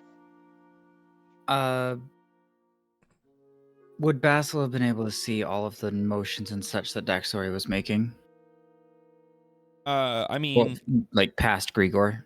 Yeah, I mean, if you're Given looking... his Yeah, you position. guys are only standing a few feet apart from each other. Okay.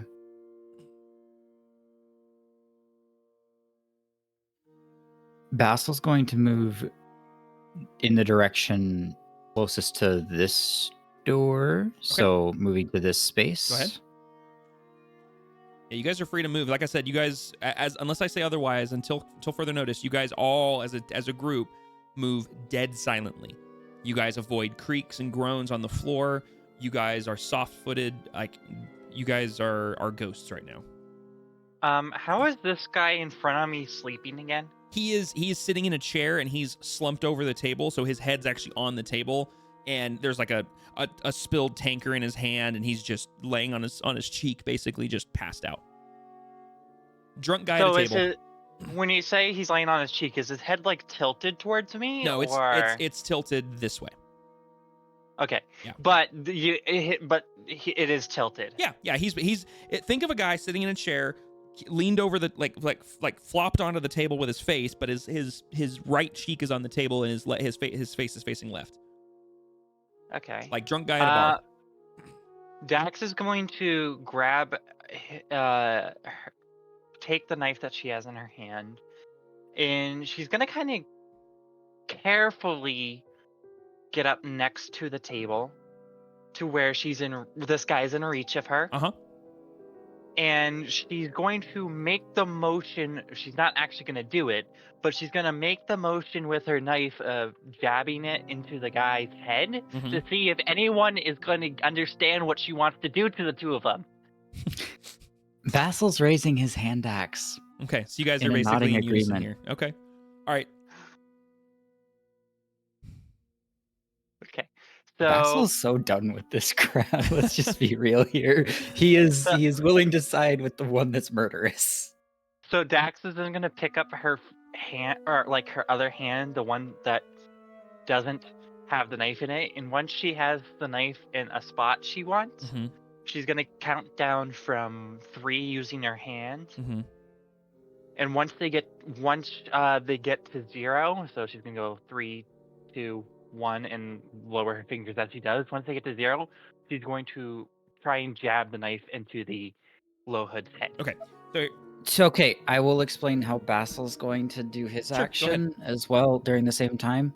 Once Dax hits the go time, Basil's going to use his free hand to cover the mouth of this individual while also bringing the hand axe down towards his neck. so here's what we're gonna do. Because they are asleep, drunk, and prone, all you guys need to do is you guys are going to. I'm not gonna make you roll for an attack or anything like that. Okay. Actually, I am gonna make you roll for an attack, but you guys are both rolling at advantage because they're prone. It's a melee attack. And I want you guys and then you're also gonna add a +1 to your roll. So you're rolling regular attack with your melee weapons. You're getting a +1 to your roll, and don't worry about damage. Okay.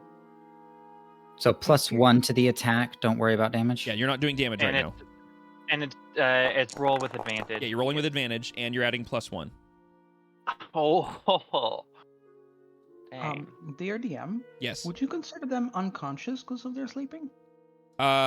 Technically, Because the unconscious condition has the is a critical hit if the attacker is within 5 feet of the creature. say it again. I couldn't hear you over the trumpet that was being blared in my ear from the roll.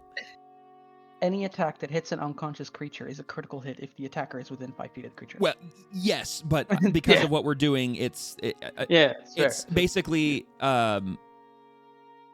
and they have advantage, but they already rolled that, so it's fine. Wait, that was with advantage? Oh, but you had +1, so you rolled a 9. Okay. 1 and a 3. Okay, yeah, What fair. the heck? Remember, you have inspiration, Dax. Yeah, I'm gonna use inspiration. Okay, yeah. You You can can't use your 'cause physical. advantage doesn't stack with advantage. I thought inspiration meant you get to re-roll a roll. I thought so And too. I'm pretty sure inspiration just gives you advantage. Let me double-check that. I thought inspiration was you re-roll a roll. That's how I thought it was too. Hold on. That's how I've always used it. Yeah, I mean, if that's how we want to rule it. That's how we want to rule it. that's how but that's how every DM I've played under has used it. I could be wrong.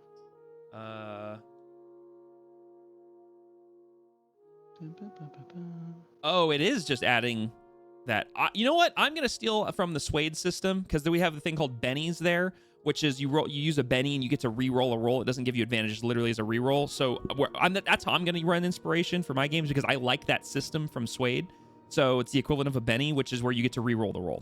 I'm gonna say that from now on because I thought that's how it worked. That's how I prefer for it to work. So we're just gonna do that. It'll be a homebrew rule. Okay. Benny, another Can form I- of a mulligan. Yeah, exactly. Can I re-roll with physical dice as it looks Yes. like digital dice is not No, gonna absolutely. be nice That's to me? absolutely fine. So you're gonna roll 2 d20s. You're going to add 5. Actually, you're gonna add 6. So 2 d20s plus 6. Yeah, and just make sure you tick off your inspiration on your sheet. That's so weird. I always thought inspiration was like a reroll. I didn't realize it was advantage. How do you tick off an inspiration? So on the top of your sheet, you see just like click it again. yeah, you just click it. The thing that says inspiration, you just click it and it'll go away. There you go. Oh, okay. Huh. I'm glad we figured that out because that's how I've always used it. Yeah, same here.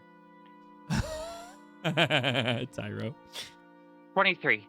Okay, there we go. I was gonna say, all right. Okay, so you guys both, 3, 2, 1, and then lower your weapons in just with a great force. And Dax, yours slides right in at the base of his spine, and you just feel the life drain from his unconscious body as the knife penetrates the back of his skull. Basil, you bring your axe down, and as it lands on his throat and your hand cups his mouth, he doesn't resist. It happens so quick that his eyes shoot open for a second, and then they fade shut, and he dies very quickly.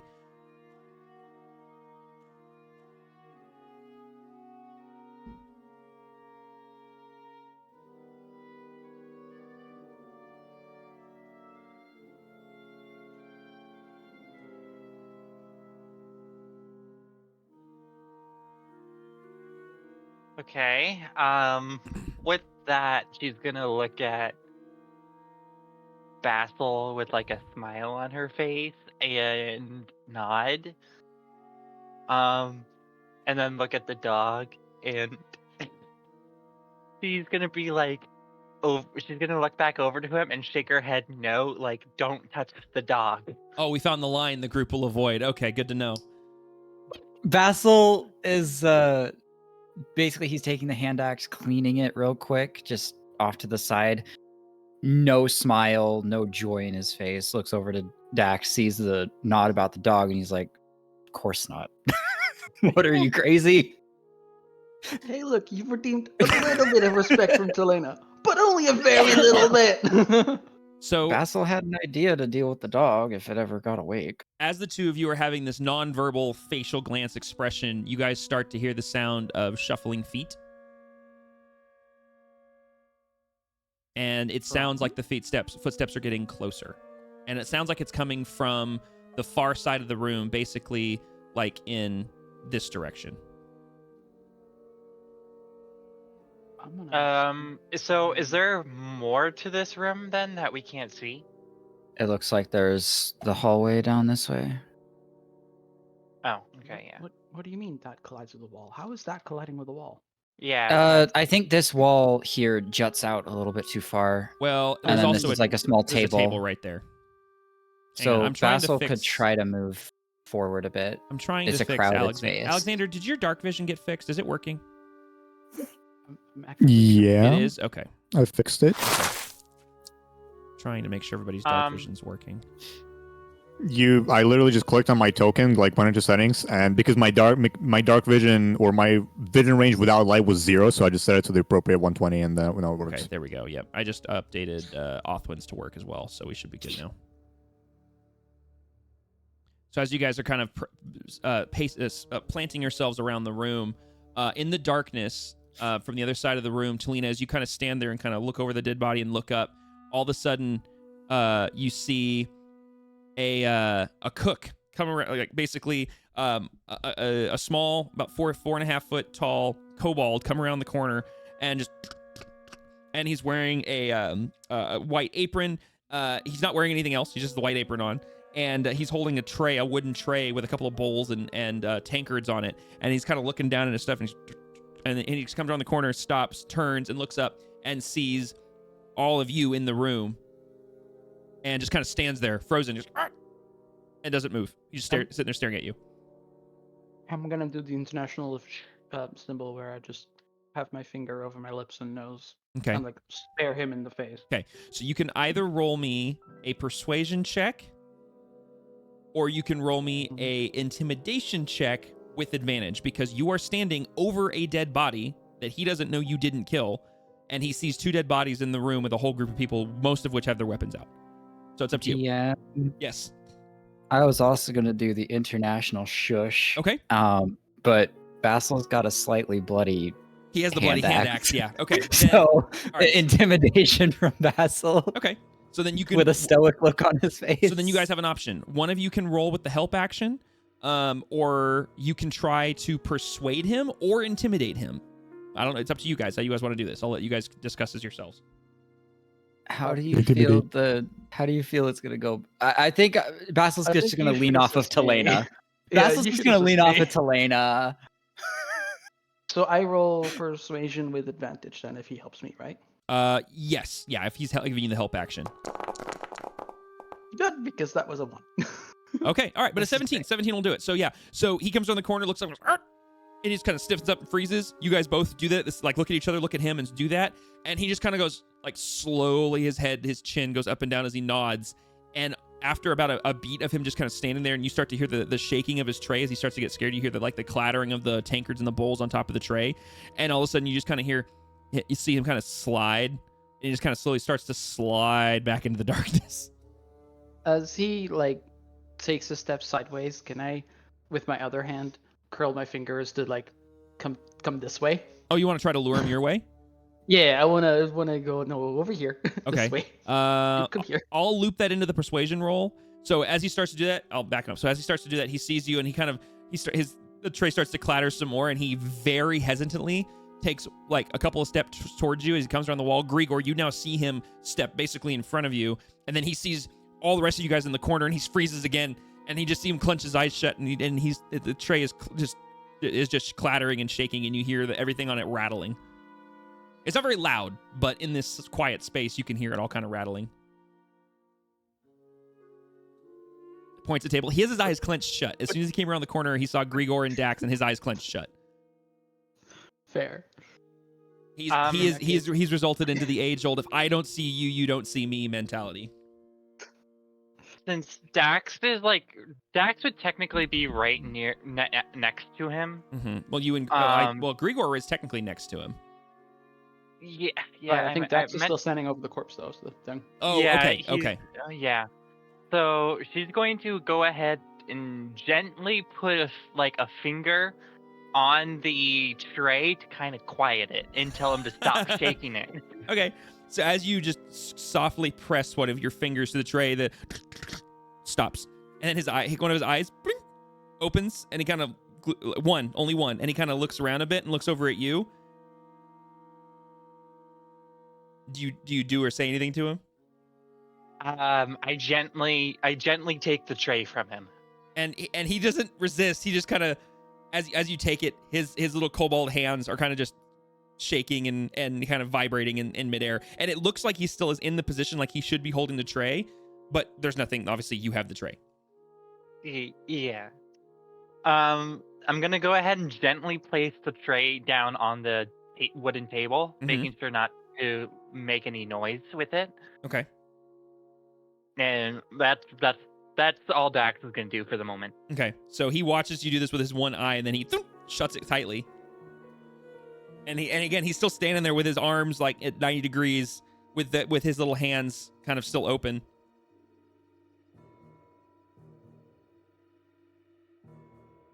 Does anybody else do anything?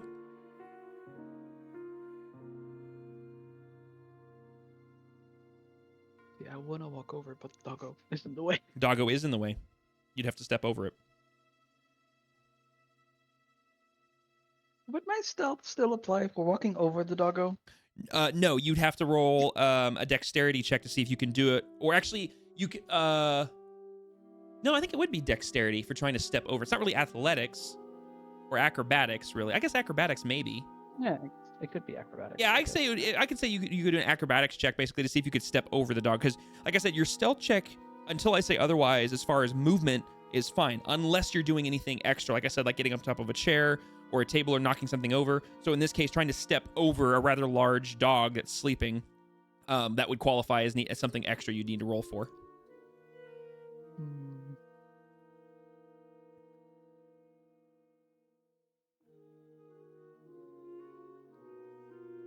I'll step to the dog. Okay. And then pause for a second and look at the two closer to the kobolds. Not looking at the dog, I'm keeping eye contact with the kobold. Sure. I mean, like I said, the kobold right now, he's starting to sweat, and he's still just kind of vibrating in fear. Wait. Lizards do sweat, I guess. Okay, he starts to secrete. I don't know. You see him. You see glistening on his forehead from the fear he is currently enduring.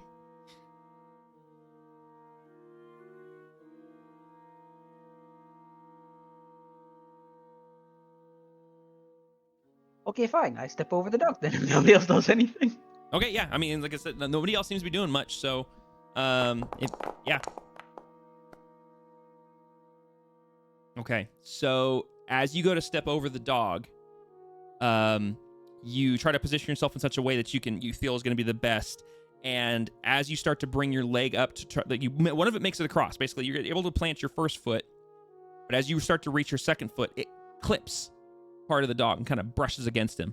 And as you plant your foot and turn around, you're like, oh shoot! The dog stirs and kind of turns a bit and shuffles around, and it opens its eyes briefly. And you notice that the dog is facing this way, like his head is over, like looks that way. So basically, you make it essentially right there. You're able to walk over him, and he kind of looks up in this direction. He sees you, but he has kind of that groggy look in his face where he's just kind of, his eyes are kind of fluttering. And then he sees the kobold standing there. And he looks at the kobold, looks at you, looks back at the kobold, and goes back to sleep. I was gonna give Doggo pets, but if Doggo goes sleep, Well, he lays his head down. You want to try to pet him as he lays his head down? No. If he closes his eyes again, I'm good. Well, he closes his eyes and sets his head down, yeah, and he starts to drift back off to sleep. Yeah, no, I'm not worried about that. Okay. Oh, go ahead. Go ahead. No, go ahead. I wanna basically swap places with the kobold, and I guide him into the chair to calm the hell down. Okay. Maybe not either of the corpses, so facing basically the right on the map. All right, so Facing the area he came from. Put him down, facing away from the things that are scary, and well, right now he's facing facing the way he came, like that way. yeah, Okay. like I'm grabbing him by the shoulders and like just Okay. putting him down, turning, and like keeping his face towards me. And as he sits, he As kind of much as he his other eye like pokes open, and he looks up at you, and then looks around, and then and is still looking up at you. I am giving him the friendliest stage smile I have ever stage smiled. Roll me a performance check. It's like, I am friendly. I didn't do any murders, which is technically the truth.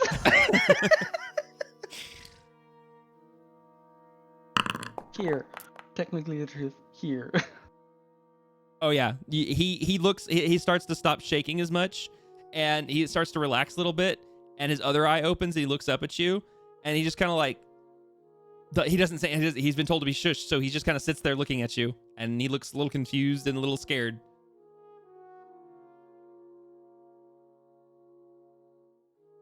Fine. I'm keeping my voice down, but obviously for Discord voice activation reasons, like Sure. need to speak up a bit. But so stage whispers. I'm gonna tell him that he'll be fine. We're not hurting him. Are there any more of the others? And like at that point, I like kind of head nod towards the guy on his left, or up, I guess. As he looks to his left at the very dead guy that is now, his head is just sitting in a pool of blood on the table. He snaps his head back towards you and clenches his eyes shut again and just kind of starts shaking again. We'll take care of those two, and you haven't seen anything. And he just starts, Right. his head just starts going up, like nodding, like rapidly, like up and down, up and down, up and down, up and down. All right, so I just give a stare at Dak, sorry, and then at the corpse next to him, like implying, like, get that thing out of here. Put that thing back Quick, where down it the came stairs. from, or so help Yeah, me. yeah. Okay. Kind of understanding what Talina is asking, she goes for the corpse and kind of carefully drags it out of its chair. Okay. And she drags it to the stairs where they came from. Okay. Stick the dead body in the closet. The body. Pretty much. Say that again, Grigor. Grigor would help her move the body. Okay. So with that, you guys are easily able to move it almost dead silent from there, and then into the other room. Hold on a second. What are you guys doing with the other body?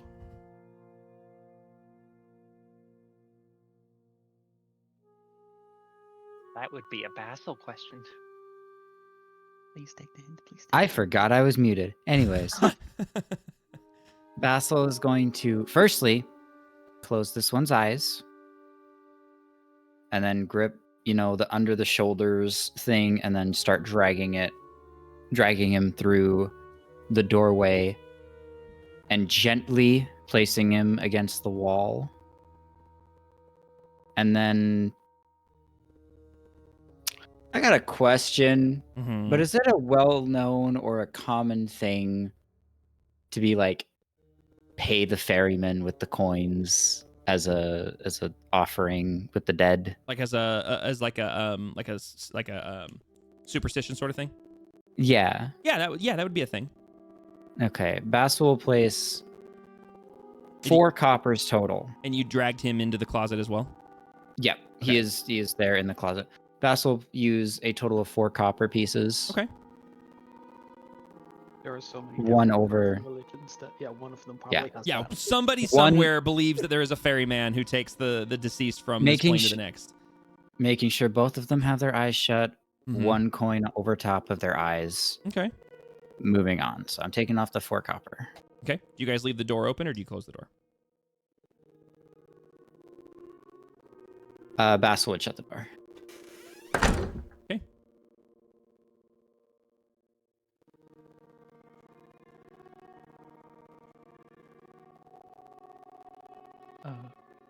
Selena would ask the kobold if the dog is his. Kobold, pink.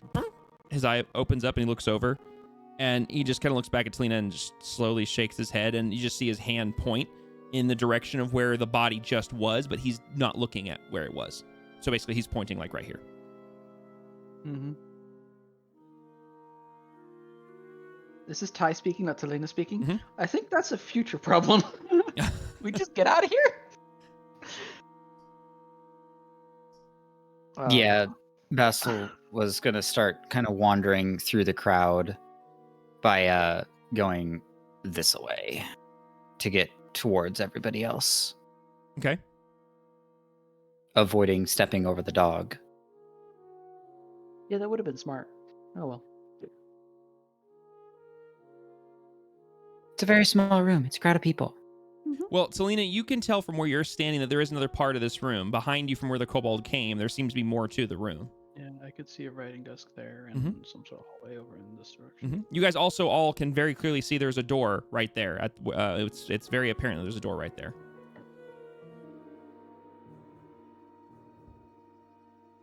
I'll take a step back and just peek over my shoulder. Okay. So as you peek around the corner, you see another door that's across the room, and kind of like a preparation sort of area. There is a writing desk in the corner, but it looks like there's a little table sort of thing that you can catch the corner of right here that has several bottles on it that you presume that's where the drinks came from that he was carrying. I was trying to peek around the corner. Yeah, but you're fine. Yeah. apparently- Yep. And it's just and as you kind of peek around the corner, it's a very small chamber. One single candle is illuminated on top of a little stump in the corner. Essentially, there's cobwebs all throughout the room. And as you guys take the moment, all of you guys take a second to kind of examine this space that you're currently in.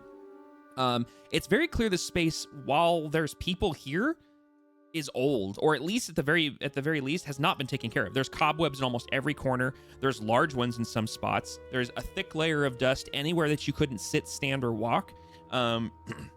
Anything that hasn't been there's nothing of value anywhere in this room. Anything that would have been on the walls, tables, anything like that is gone. The chairs are simple wood chairs.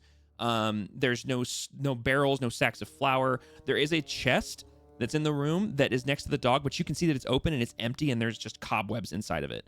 There's even a couple spots on the walls where it looks like something may have been hung at one point, and there's literally like a discoloration there, or like cobwebs that are like making up the spot where you can tell that something's now missing.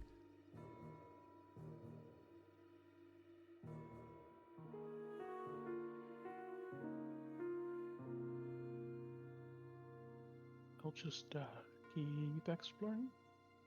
Oh, hey, look, another door. Another door. Yep, this one. And you're in a dead end hallway. It's a little tiny hallway. There's this little itty bitty door here.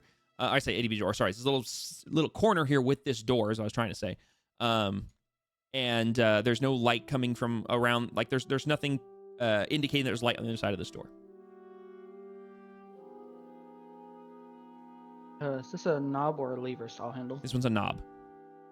It's gonna apply light pressure to the lever to see if it resisted, but if it's a knob, I can't do that. I'll see what the rest is doing. Okay. What's everybody else doing? Dax is just kind of slowly be following behind Talina. Okay. Yeah, you see the same things and make the same observations.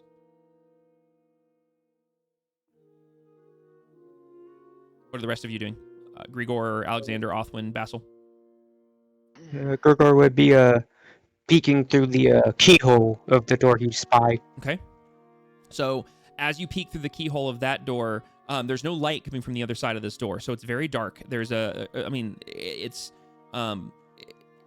can't really make anything out. You can see cobwebs, and the most you can tell is that there appears to be a wall, like directly in front of the door. It does appear that there's like you can kind of see where it turns, so it looks like there is a room, but it looks like it cuts right for Grigor. But that's all you can tell because it's so dark that you can't, at least through a keyhole, that you're not making out much more details.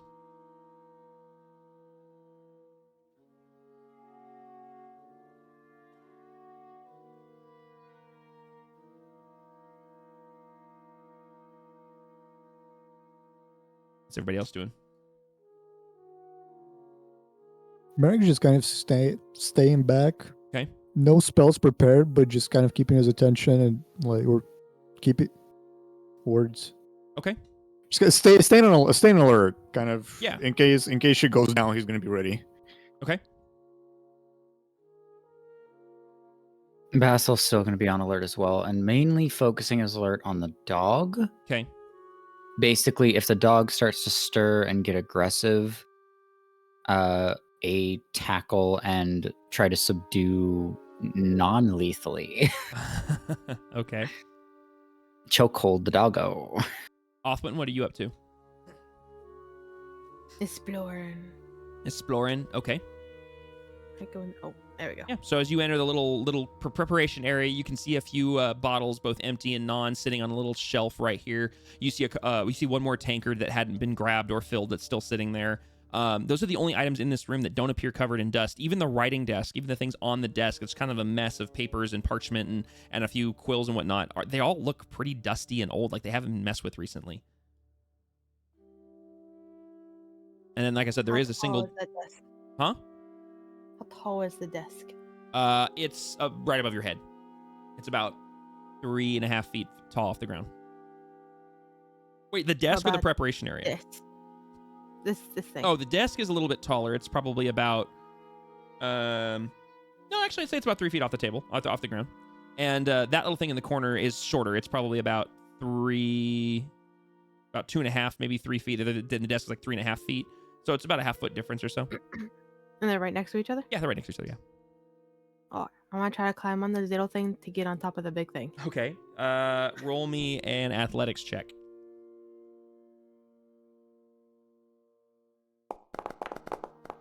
Ooh, those are pretty. Oh,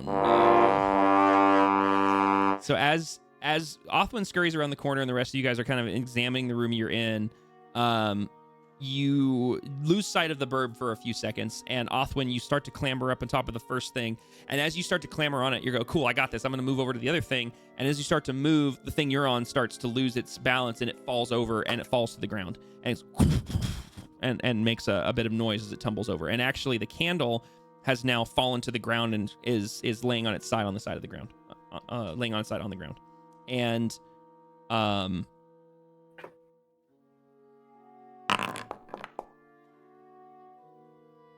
the dog hears this and starts to stir again, and its head starts to climb up a little bit and starts to look around the room a little bit, all kind of groggy and whatnot. Vic, someone soothe it back to sleep. So Grigor and Basil, you guys are the closest to it. The dog just started. It's still laying down, but its head has come from a sleeping position. It's now up and looking around. Basil is basically crouching near the dog, just keeping an eye on it, but also not trying to be non-threatening. Okay. So the hand axe has been put back in its holding. Okay. Until the dog notices Basil or tries to do anything, there's nothing going to happen, but I do have the action of handle animal. Okay. Grigor, do you do anything for the dog? If it starts to be aggressive, I'll also attempt to grapple. Okay. So the dog definitely after a beat notices Basil is looking right at you, and he just kind of looks at you, and he kind of tilts his head to the side a bit, and then tilts it back again. Just to make it fun, Basil's going to opposite tilt head as it's tilting its head. Okay, perfect. Okay, so in that case, what I want you to do is I want you to roll me It would probably fall under animal handling. You know what? Yes. It's gonna. That's exact. I was thinking a different direction, but yes, it falls under. So roll me an animal handling check. Thank you, dice, for telling a story. Perfect. And at first, the dog it starts to get into that position where you start to see its hackles raise and its neck, and then you start to do that, and it eases up, and then you watch as it starts to mimic your movement, and it seems to be placated for a minute, and then its tongue comes out, and it's mimicking your movement. Yeah, going off of the animal handling skill check, holding out the hand for the sniff test. Yeah, and he leans in and then licks your palm, or licks the back of your hand. And Basil gives an ear scritch. It loves the scritchies. Yeah. There we go. Yeah, it loves the scritchies, and so it sits there, and it tilts its head, and you see one of his legs start to do that involuntary kick as you're scritching it. And he seems placated. He's still awake, but he's loving his scritchies. There we go. He doesn't see us as a threat yet. I love how Dax is yelling, "Quick, soothe it to sleep!" And both of you are like, "I'm ready to grapple it," and she's like, "No!" Well, the idea was if it's hostile, sure, knock it out. Yeah, but if Take it's docile, the dog with us. It's our dog now. So I'm in agreement if we can somehow get the dog to go with. Othwin, you come Battle around mount for Othwin.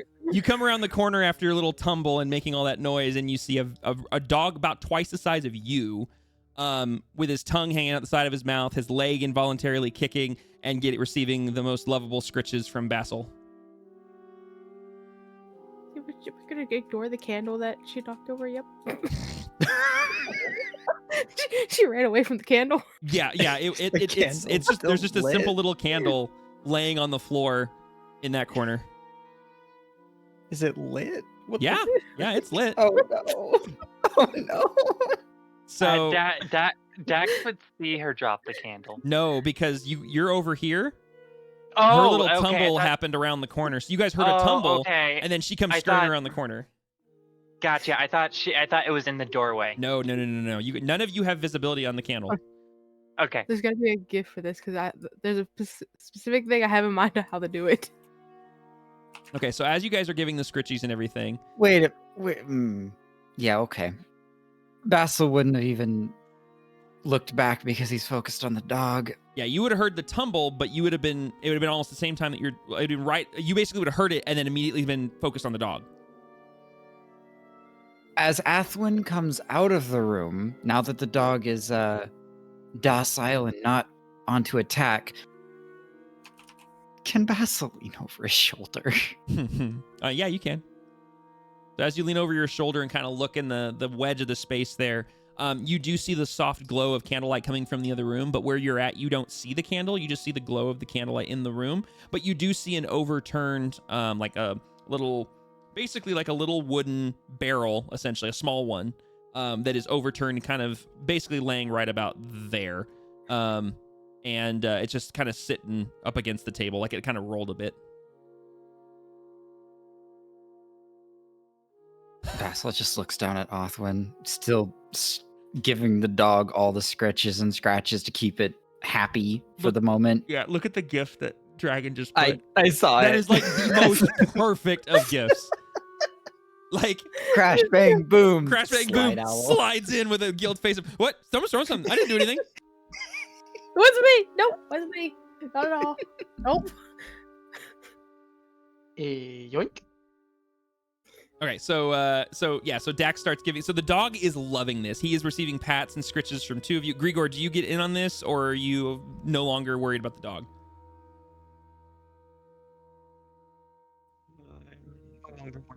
To the dog. Okay. All right, so Grigor's like, cool. Dog's dealt with. Goes back to what he's doing. Do you do anything else with the door now that you've kind of peeked through the keyhole, or? I check to see if the door is locked. Yeah, you go to mess with it, and you realize that the circular knob will turn. It's not locked.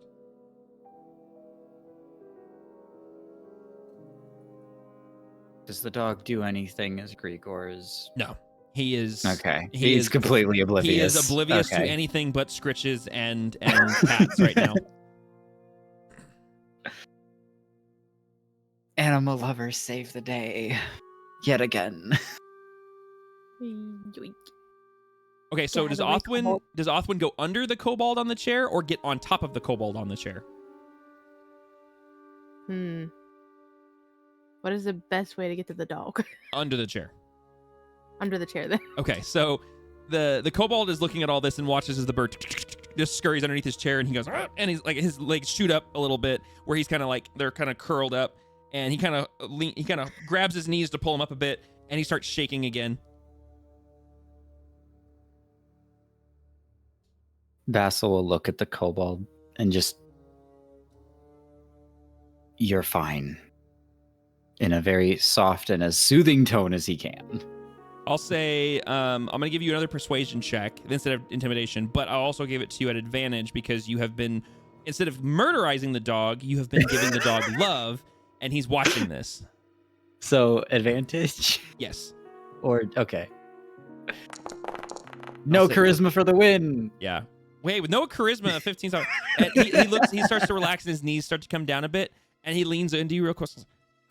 Can I leave? Can I go now?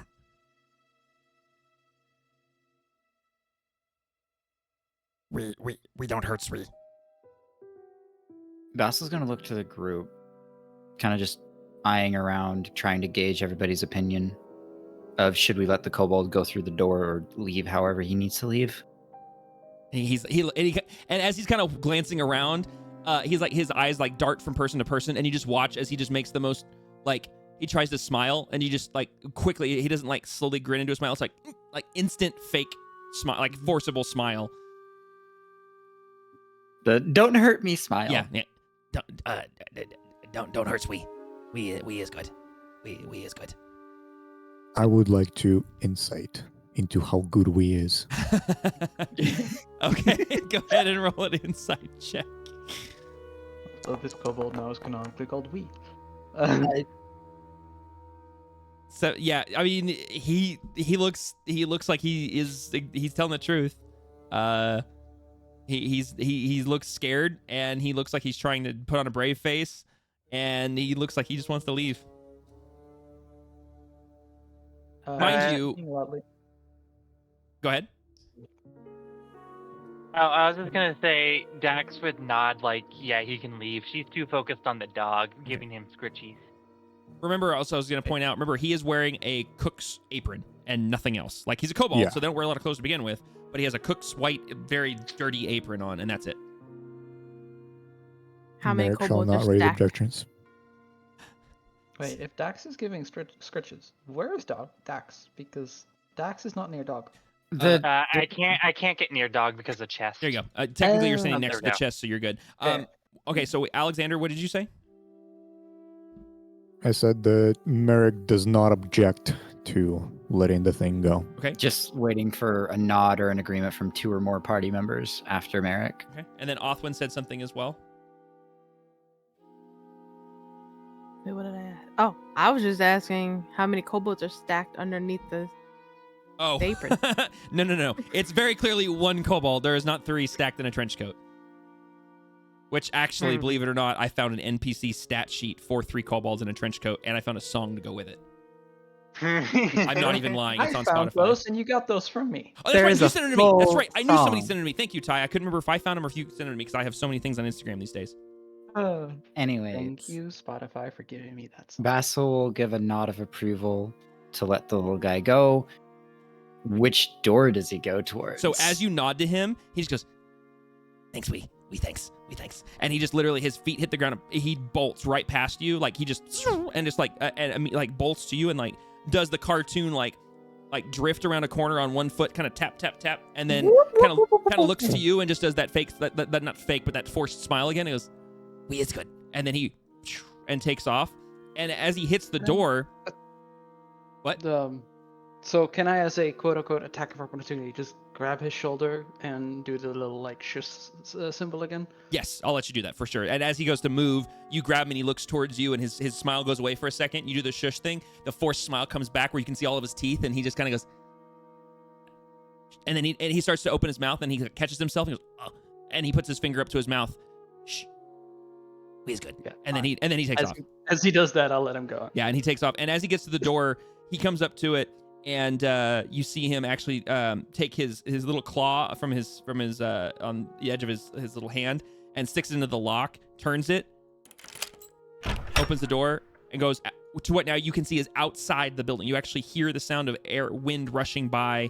You can hear the sound of leaves rustling in the trees somewhere beyond outside the door. You see moonlight coming in from the door. He turns back, looks to you, one more forced smile. We is good. And then closes the door and takes off. Does it sound like he's messing with the lock from the other side? No, you just hear the door shut and you hear. Excellent. I have Okay. found the outside. We have 2 BRBs, Yes, we have 2 so BRBs. probably an intermission. Yep, this is a great spot for intermission. I need to run to the restroom, so we're going to do intermission here. We'll be back in just a few minutes. And break. Break. And while we're on break, did you know that Neon is a partner of WorldSmith? Was it WorldSmith? There you go. Yes. So affiliate link in the referral link, I guess, in the chat right there. Or if you also are DM and want to make awesome things.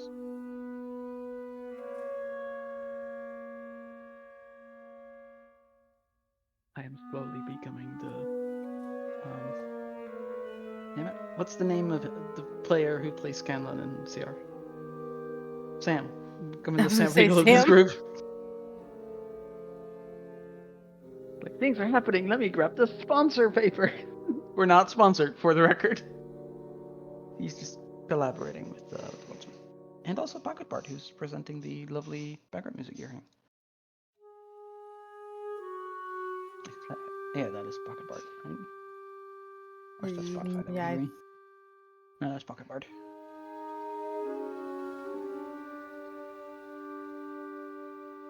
Also, the gift recap at this point is already at 12 gifts.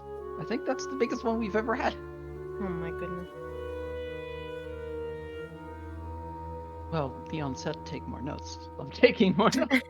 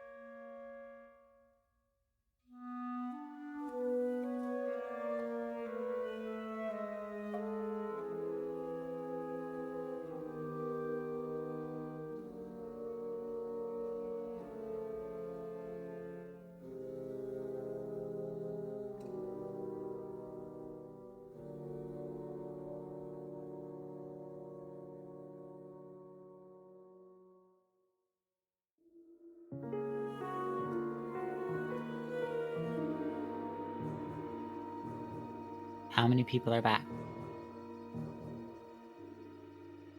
Never left. Okay. I didn't see who did that.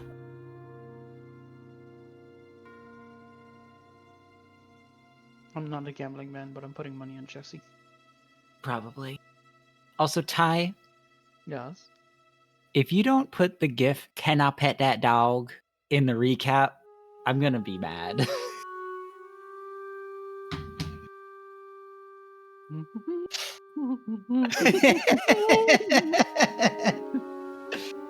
I had a better one, but I can Oh, fit this one in no. somewhere. Oh, Shoutout, but important question though. Can we pet that dog?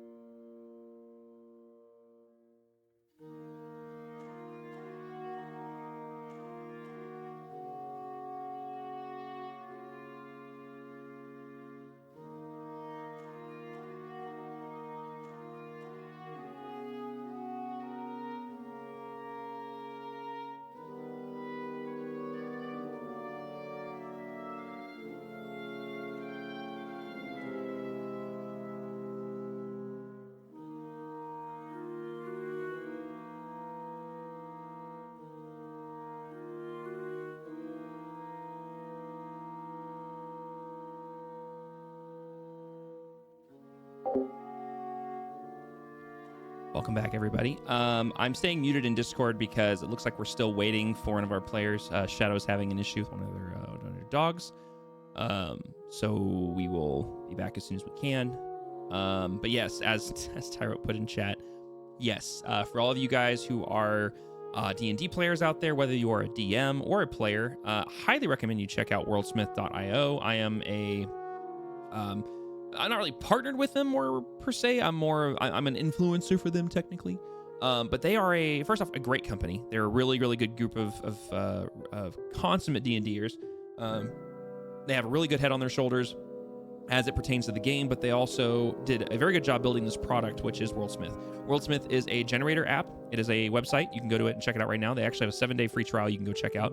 But it is a range of generators, everything from magical items to encounters to puzzles to NPCs, bosses, stores, almost everything you can think of as a generator. And they're constantly adding more. They're taking advice and feedback from their community and their Discord and adding new generators all the time.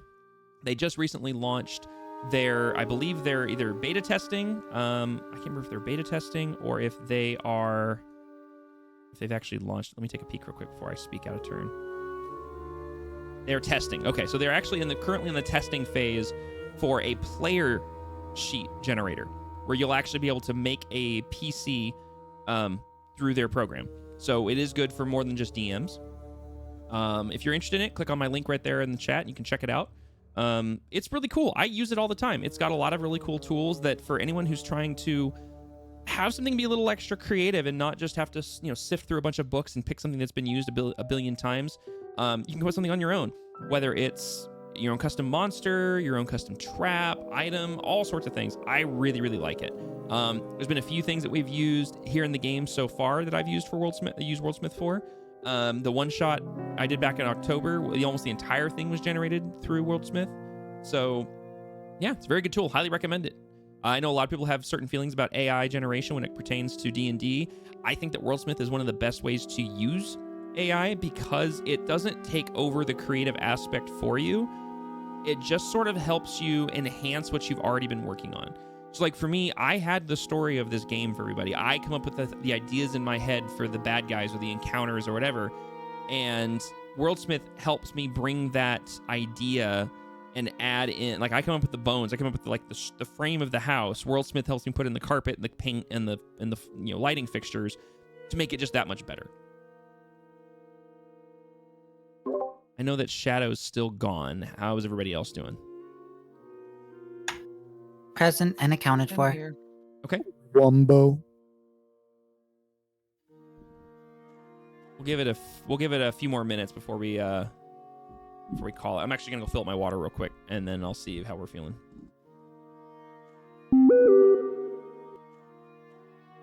Dragon.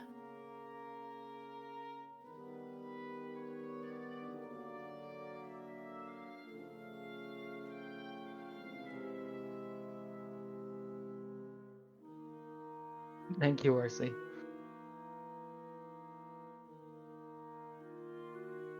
I'm not sorry for what I just posted in videos.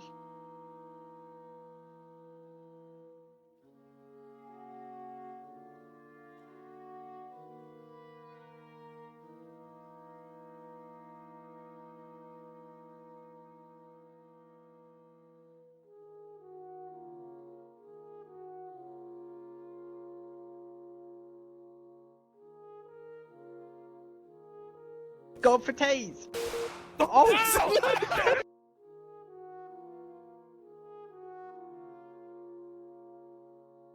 What was that? Who just 9mm tasered?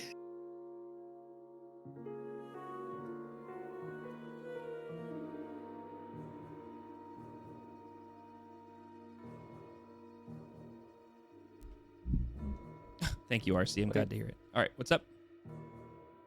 Somebody's using sound bits that's giving us like 9mm tasers. It's got to be Jesse. Wait, what I'm the pointing to our owl friend. Oh, was it Dragon? Go for Taze! Oh! Okay, definitely Dragon. She also went ooh earlier. Nice. Not gonna lie, I always perk up when I hear that. I opened Steam, and the thing at the top of my library is like, Grand Theft Auto 5 Enhanced is now ready to preload. I'm like, what? Enhanced? What? Yeah, The- apparently... So GTA the 5 expanded and Enhanced is a thing. the expanded and enhanced version that went to new gen consoles is finally getting ported to PC. Don't be all excited in the terms of 5M roleplay. There's going to be separate clients. Oh, okay. What is... Yeah, I figured. Because GTA right now, I actually opened up the Rockstar launcher. It says GTA 5 Legacy, Oh, gotcha. the version that I have. Nice. Okay. Oh, it's just faster loading, more visuals with ray tracing, and Yeah, and the FSR, that's mostly- DLSS. Yeah, that's mostly Gotcha, what it okay. is. I'm pretty sure. I don't know. There's a possibility that the expanded and enhanced gets added into some roleplay servers, but don't bet on it. Yeah. Okay. Definitely not loading up the game twice on my drive, though. Yeah. I didn't even have it installed in the first one. I was just confused why the hell there was a giant banner for it. Yeah, I didn't even know they were doing that. Hi, back. Welcome back. I think everybody's How's back now. Pupper? How's Pupper? You good. Okay. He's not feeling well. Oh, it's that time of year. My wife's not feeling good either. Everybody's getting sick. Just make sure the Pupper has all the loves. Yep, all the loves. Like the one we're dealing with right now. Yeah. But would that be? there was an important question earlier. What was the important question? Can I pet that dog? Yes, anyone who wants to pet the dog can pet the dog. Now, so yeah, you guys have just let the kobold wander off, and he is now left. You don't believe the door he walked out of is locked again, but you now know the door that he walked out of leads you outside the building.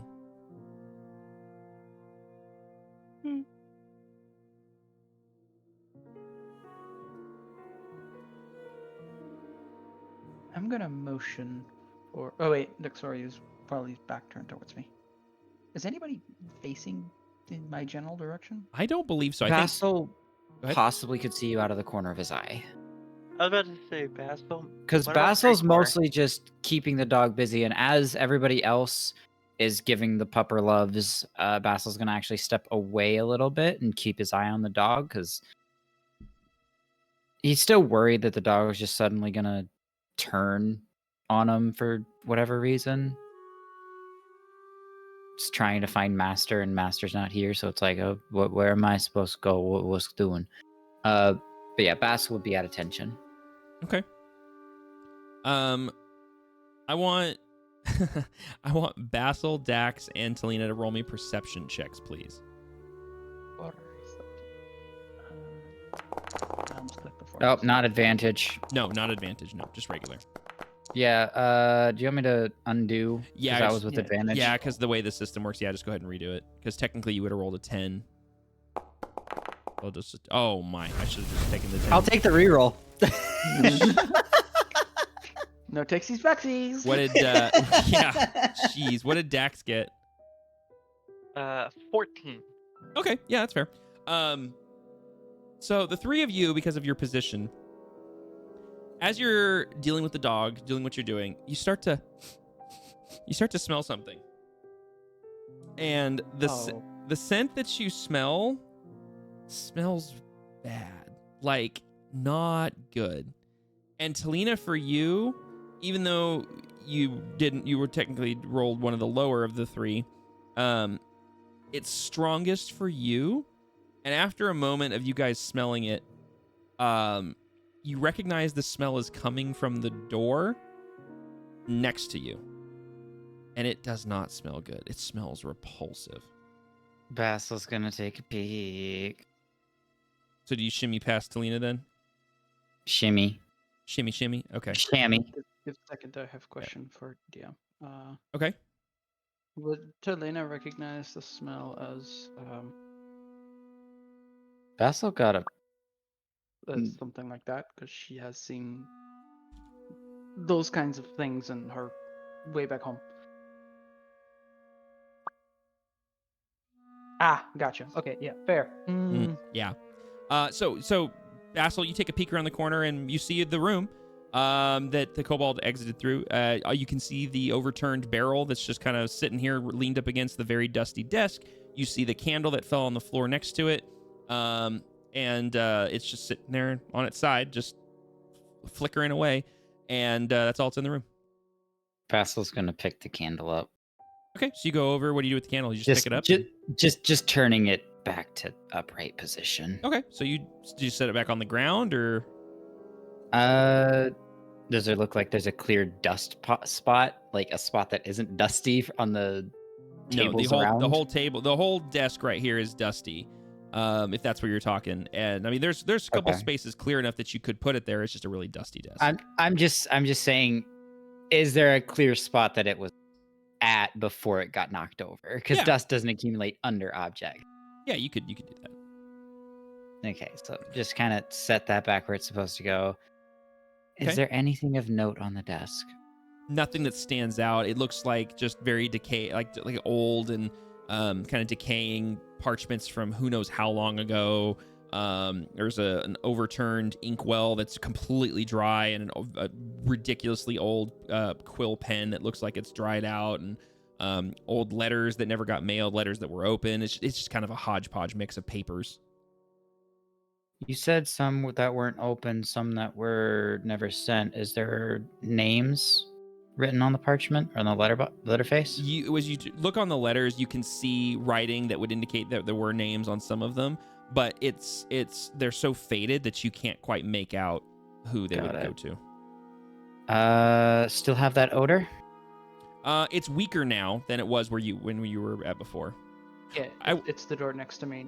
Yeah, I will say this: while you're looking at the desk, I got confused. That's okay. Well, Sorry. I will say this: while you're looking at the desk, if you want to beyond just scanning it, if you want to actually shuffle through the papers and stuff, I mean, you can do that and roll me an investigation check if you want to take a closer look. I have a plan for door. Yeah, 8. I mean, it's all it's half-hearted. Yeah, it's half-hearted. I mean, it's the most that you make out of anything is on one of them you see the initials of A-N. That's it. The rest of it's just faded, and you can't make anything else out. Okay.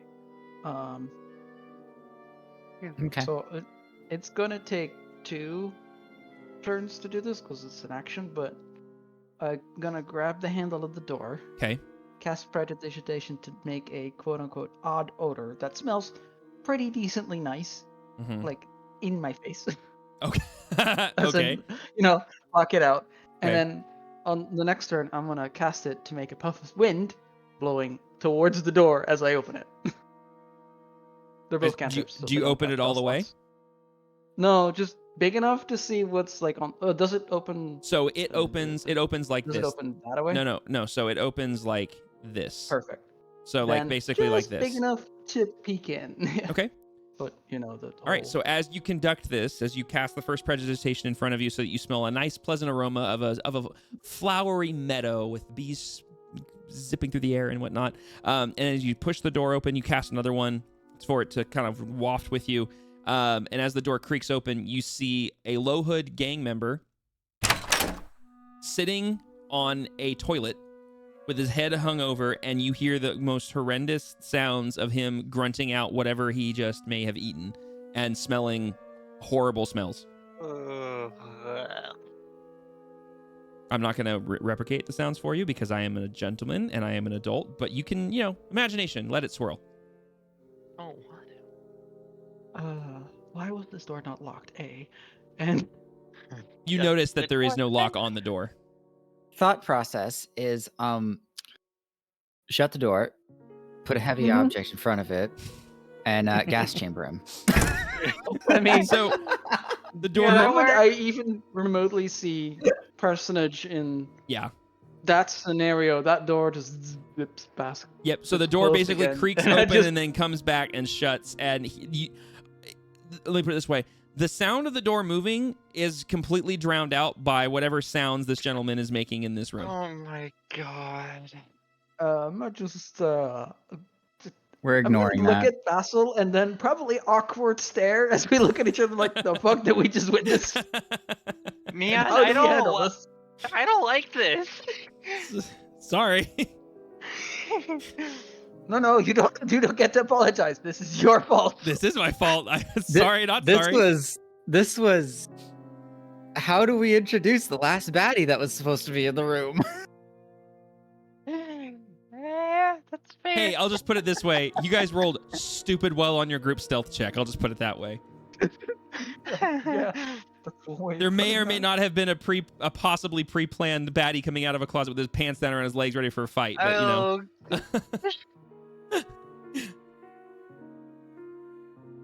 If he didn't come out of the room and slam his face into the wall and fall over. Well, now we may never know. Anyways, we can try to move on, I guess. Would I have seen him for long enough to recognize his uniform? What, the uniform of the guy in the toilet? Yeah. The wash closet? He looked like a low hood gang member. Like, he was wearing the same hood. He had the same sash around his neck.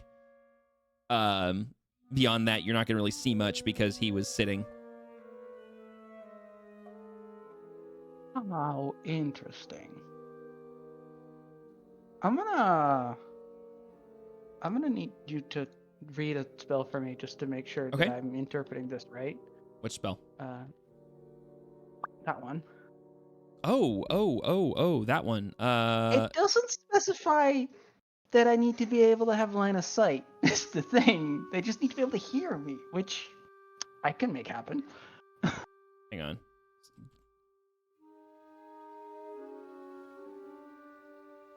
What the? Why can't I find this spell? Just look at my character sheet. It's the top first level. Oh, that would have been a much easier way to do it than how I was doing it. Mm-hmm. I figured. There The it other is. list is massive. It It says one creature of choice that I can hear within range. I know where he is, so I know Mhm. he's within range. Yeah. Well, I mean, and all it's separating you is a wooden door. Uh-huh. Oh my gosh. Okay. Yeah? Oh no. Oh no. So the next question is, can I? Technically, there's nothing stopping me from saying no. Excellent. I'm scared as to where you're going with this, but yeah. By the way, What's Tyro trying to do? By the way it's written, there's nothing stopping you from doing it. Like the guy is definitely within range. He definitely can hear you, as long as you're not whispering. But I will say this: depending on how you do it, others could potentially hear you as well. So I mean, First line that only one creature of choice within range can hear. Nobody else can hear this. oh shoot, you're right. Well, but it has a verbal component, so you have to. Oh, but you whisper. Oh my gosh, you're right. Okay, so yeah, no, it's only. the verbal component is for the target. Well, but and you would. Dissonant whispers, love. Yeah. All right. I mean, Yeah, yeah, the anyway. plan was spoiled. you can do it. I'm just going to whisper a cacophony of like 20 different ways that one could apologize at the same time. Wait. What? At second level. Wait. So like he's hearing apologies to him? Yeah. So he just starts hearing like a bunch of different voices in the his head creepiest way apologizing. possible. Like he's just been busted by an entire audience of people.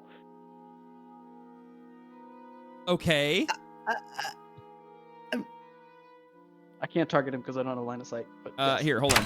Target him. There we go. And now I don't have a spell slot. Okay, actually, can I cast that without a spell slot? You can cast it at first level. No, I can cast it at second level if I just don't consume the spell slot. There we go. Okay. Because then the damage is correct. Okay. Unless that auto untargets when I lose line of sight. No, I have to roll a saving throw. I was just making sure you were good. Yep, I'm good. I don't think there's any reason. Yeah, so he's just gonna roll a straight roll. He failed. So on a failed save, he takes. So go ahead and roll the damage. Wait. What? Oh, because you upcast it. Oh yeah. Oh my gosh. What are we does he doing to die this from poor man? embarrassment? Oh, Please tell me he dies from embarrassment. I witnessed the number that was placed to kill the other two. Well, and, Oh yeah, no, well, and you guys know from previous encounters what this guy's HP is. So, oh my gosh, hence the upcast. he doesn't die. So I can't believe you're making me do this. I mean, we wouldn't know in character anyway. Well, hold on. So you guys are in the room. You guys, the door creaks open. You guys immediately close it back. You guys smell the smell. You guys know what's going on. You're like, oh my gosh, we just need to get out of here. Talina looks back at the door, like going, I know where this guy is. And you see her move her mouth in the direction towards this guy. And then after a second, you hear, magic. yeah. And after a second, you hear, and you start to hear like thrashing around in there as he starts panicking. You hear the sound of thudding, of smacking against things, and then you hear the sound of like And then silence.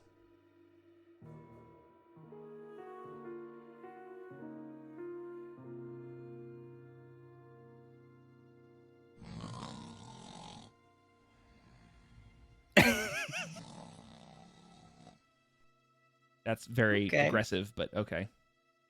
I was muted. I'm I gonna was step gonna away say, from the Is door. it gonna keep doing? like It's gonna keep doing nothing. that. Okay, hold on. I'm just gonna change it to sleeping because I gave it Yeah, away. I But just yeah, saw sparks over here. yeah, it's an effect for when someone's unconscious and it. Yeah, but Oh, that's disgusting. Yeah, I'm just gonna turn to the party after the magic face from her lips and just step away from the door, act like nothing happened unless I get the question. okay. Gonna look towards Grigor and just kind of ask very quietly, "Can you get through the door?" I slowly opened the door to answer his question. Okay, the door. And as the door swings in, or sorry, actually not swings in, actually comes towards you. You actually have to open the door towards you. So as the door starts to open and it swings in, like this way, Grigor, you kind of maneuver as the door swings towards you, and as everyone peeks in, the light from the room spills into the chamber next to you, and there's no light coming out of this chamber, and it's filled with cobwebs and dust and spider webs and stuff all throughout the room. Yeah, I mean, you guys don't really have a great view from where you guys are currently at. Ironically, Alexander actually kind of has the best view, but I see what I presume is door frame.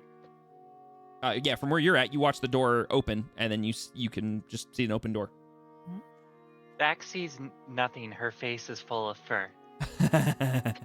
Yeah, the dog is loving every second of it. Actually, so the dog with you is every time it licks you, it kind of recoils a bit because of the heat coming off of you because of your elemental nature. Not elemental, but you know what I mean. Demonic. It seems almost intrigued by you because you are different. It doesn't feel threatened. It's like it actually likes interacting with you. Dax wants to claim this dog as hers. With enough animal handling, you may be able to I was do gonna so. say, technically speaking, yeah, there's a lot of really good animal handling checks, but all right, but yeah, the door is now open.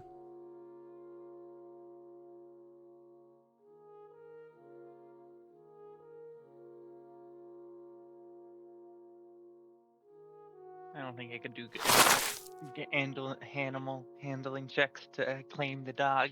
Yeah. So Grigor, as you kind of peek into the room, what you can see is, like I said, it's a very small room. It's not very large, but it looks to be some sort of like kind of zigzag hallway of sorts where you can see another door across the room. And at the base of that door, you see what looks to be some sort of material has accumulated at the base of the door. There is a table in the room. It's basically empty. Again, another room where there is absolutely nothing of value in the room. Anything that is of value is gone. There's no candlesticks on the or chandeliers or anything. There's no paintings on the walls. There's no supplies. It's picked clean.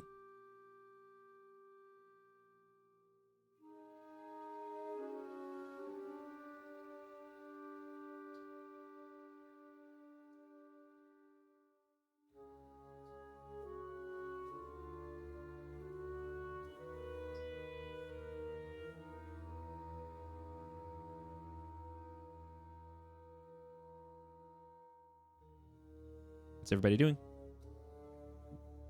Anderson just shrugged. I wrote in Jack, but I love how Dax, not even like 15 minutes ago, tortured a man to near death and is now just playing with a dog. Doggy! Yep. In the span of in-universe hours, or in-universe time, it has been like an hour Maybe two. since like she a last mouse. tortured Yeah. the man down in the cellars. Yep. And now she's just here like, yeah. just What Dog. can I what can I say? Dax is a very complex individual. Mm-hmm. Mm-hmm. Basil's gonna move here to try Okay. and get a better view through the door. Well, the door actually is basically like open like this from the hinge. Okay. It's just obviously being a little funky So right here. it's blocking. Yeah. Basil's gonna squeeze his way around and through the door. Okay. And ask Grigor to pass him one of the 2 candles that's on the table, because there's clearly 2 candles on the table. Unless that is a singular candle. There's 2 candles on the table. Yeah, it's two small candles. Okay. So I'm gonna give you a. I can give you a torch. It technically counts as candlelight. It's the Yeah. same thing. Yeah. Why can't I see past this area? You are standing against a wall. There's Like- a wall directly here? Yes. There is little. It's a little. Hold on. Let me see if I can. So basically, wall. Oh wait. Oh my gosh. Hold on. That's a wall right there. Okay. So Scooty. Gregor would grab the other candle. okay. Okay. So you guys are carrying candles now. So the candles now in that room are in your guys' hands. So it's no longer illuminating the room. Quick Okay. question. Mhm. Is this another door over here? It's like a cupboard. It's not really a door. Okay. It's too I small just to be see a door. the latch and whatever, Yeah, and I still it's a can't see in this corner, so it's like, Yeah, it's basically the room has kind of a strange curve to it in one section, and there's like a little cupboard right there. But basically, when anywhere that you're not seeing, it's a wall. Like it's just the way the walls are built in this Got it. particular building. The way I did these walls back in the day, you just can't really see them, so it's walls. right.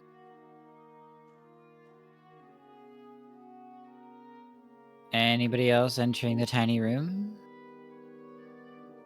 You know what? I'm gonna go for it. Dax is gonna try and like adopt this dog and get it to follow her. Okay, so what you're gonna do is I want you to roll me an animal handling check. I will give you advantage because you've been scritching the dog for so long and it's been loving every second of it. And because it's interested in me. And because it's interested in you, yes. Nat 20. Yo. All right. Proof in the So pudding? yeah. So the dog. So describe to me how you tried to coax the dog to charm the dog per se. Dax is gonna go into like her bag, and he's going to grab out one of her things of food ration. I don't remember Okay. what they're called. Yeah, rations. And That's she's- fine. Yeah, rations, and she's gonna look to see if it has like any sort of like meat or anything in it. And she finds one that does, and Mhm. she's gonna open it and give it to the dog. Okay. Yeah, and with a nat 20, the dog goes, and then just and eats it up immediately, and then looks up at you, happily and almost expectantly for another one, and its tongue flops out the side of his mouth. Okay. With that, she's going to go ahead and like kind of like pat him and love on him real quick, Uh-huh. and she's gonna stand up and she's gonna try and like beckon the dog to follow her. Okay, so the dog does stand up along with you, and so it's now standing at full height, and kind of looks up at you, is kind of like waiting. So I'm gonna now go through the door with the dog following me. Okay. Go ahead and move yourself. I can't. You can just, yeah. Oh, yeah, it wouldn't let me. Okay, so the dog does kind of trail along behind you. I got a dog. Alexander and Selena, what are you guys doing? I'm waiting for Alexander. I don't want to be the. Don't want to leave him alone. Last time we left someone alone, they got kidnapped. So. Alexander, what are you doing?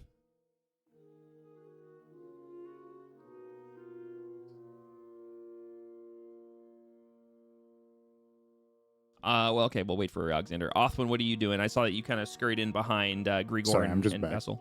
Okay, welcome back. Just follow. Just following. Okay, what is Alexander doing? Jesse? Let's see. I saw her enter the room. I will also follow, just kind of behind still. Okay. So, oh, it's dark suddenly. Yeah, because Grigor and Basil took the candles, so they're now holding them. So you see light coming from the other room. Got it. Yeah, I will keep to the back of the group in general. Okay. Still cautious, but yeah. Okay. Following. Okay, so as you guys kind of enter into this other really small, much smaller than the room you were in, there's one door on the other side of the room, and you can definitely see light coming in from around the frame and through the keyhole on this one as well. And this one does have a one of those lever latches. It's no longer a circular latch; it's a lever latch. Is Basil able to place his candle on the desk Yeah, you behind? can. Yeah. So just like right on this tile. There you go. And then you no longer have a candle. There we go. Actually, hold on. I can probably do this. Maybe.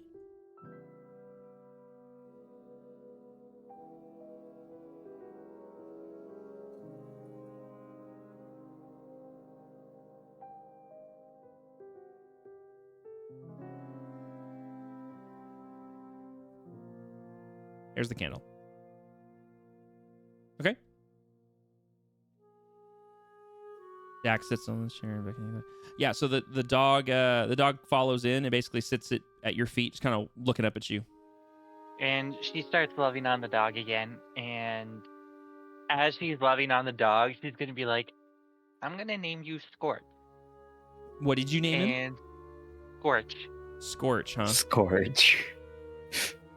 She's not good at naming things, but she wants to name it. So she's going to name it Scorch. And she is going to continue to love on it until they're ready to go.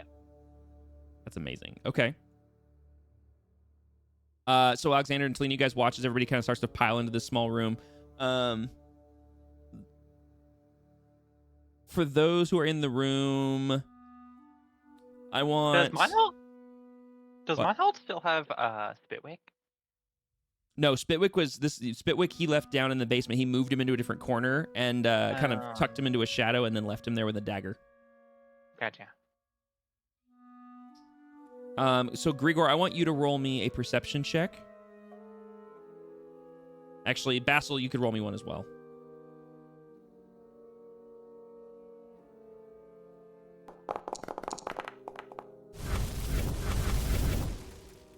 Holy balls. Did I get another critical? Yeah, you did. Jeez, and that was Nice love us tonight. Yeah, man, they're telling stories. All right. Well, Grigor and Basil, as you guys enter the room and you guys are kind of perusing, you look at this other door and you start to kind of see the light coming out of it. As everyone else is starting to file in, Basil, you see it first, and then Grigor, you see it like a second after him. There is a thin wire, like a piano wire, that is stretched from one side of the doorway to the other on that doorway. On our side of it? Along the ground. Yeah, on your side, along the ground. Like about an inch or two off the ground. With my grand vision there, can I see what it might be attached to? You can't tell what it's attached to. It's just a piano wire that's strung across the two door frames. I look up. Nothing there. It's Okay. It's just the wire. I had to make sure we didn't fall for the classic blunder. I'll say, well, no, actually, neither one of you. Nope, never mind. Actually, that being said, though, Othwin, would you roll me an Arcana check, please?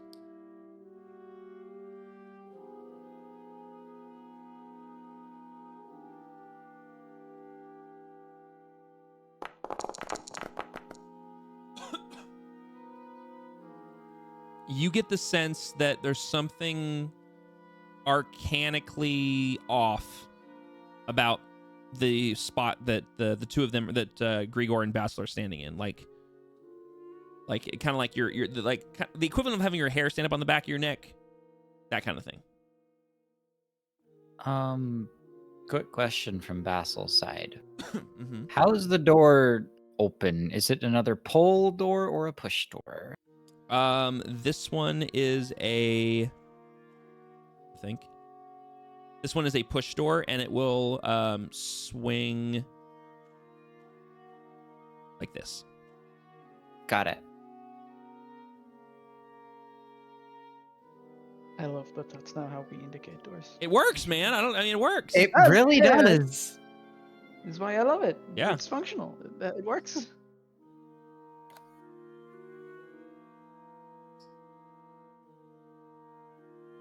Basil's basically gonna just turn to Grigor and be like, "Watch the wire, but is it locked?"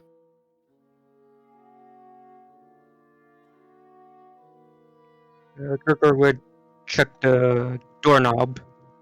Okay, so as you go to mess with the latch of the door, you can tell there's no resistance, and then it's probably unlocked. Not locked. Can you see anything through the keyhole? Is there a keyhole? There's a keyhole. Can you see anything through it? Carefully kneels down and looks through the keyhole. Okay.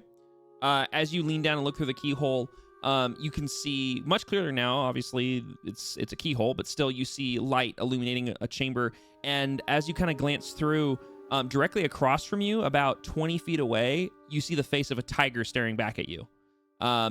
And it makes you jump for a second, and then you kind of lean again and realize that it's not alive because it's frozen in place. And as you kind of glance around from your limited perspective, you can tell that the floor appears to be marble, or possibly marble. Maybe you're not really sure because of the amount of dust in here. You see a single torch across the wall from you, and you can't really make out from this angle much more. But you can tell that there's a slightly larger chamber beyond that appears to be a little bit more ornate than the one that you're in.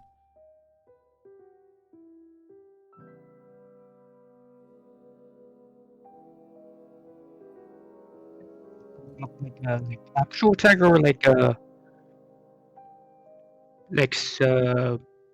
statue, like the shape of a tiger. In the lighting, you are not sure. I mean, you can see color, so you don't think it's a statue. But like I say, when it catches you off guard and you look at it again, it's in the exact same pose.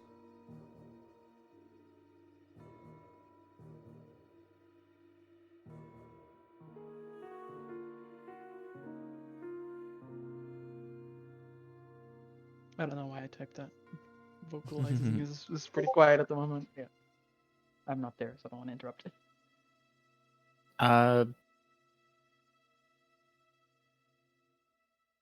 Basil's gonna look to Grigor. Do you want to go through? Or do you want me to go through? You go first. Sorry, I didn't hear that. Was that a you go first or I'll go first? Yeah, you go first. Cool. Just gonna motion for Grigor to step to the side so that Basil can get in front of the door, open it up. I suppose as Grigor turns to move, he would see Akron pulling on Basil's pants. How has looks like Basil not noticed that? That's my question. I don't know. It's because the player wasn't paying attention. Womp womp. Oops. Okay. So as you notice this and look down, you see Othwin softly tugging on your pants. What is it? I was gonna look at the door, shake her head quickly. And she's gonna say specifically to him. Magic. No good.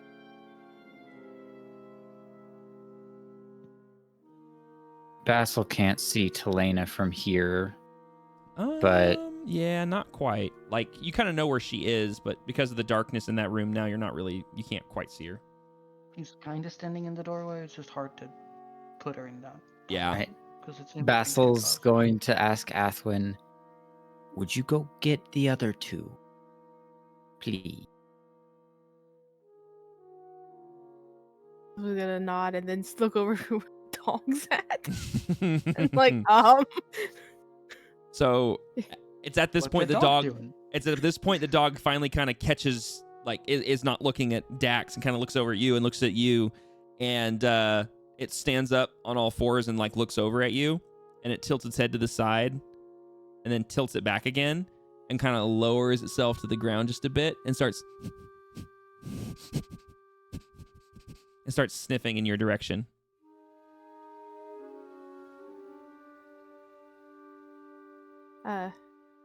In a was kind of hushed manner, Basil's going to turn to Dax and be like, your responsibility. Make sure it doesn't attack the little one. Dax is going to nod, and she's gonna kind of like she's gonna kind of like pull the dog close to her again, and start petting him again. And as she's petting him, she knows he can't understand what she's about to say, but she's just gonna be like, "Friend, no, that's friend."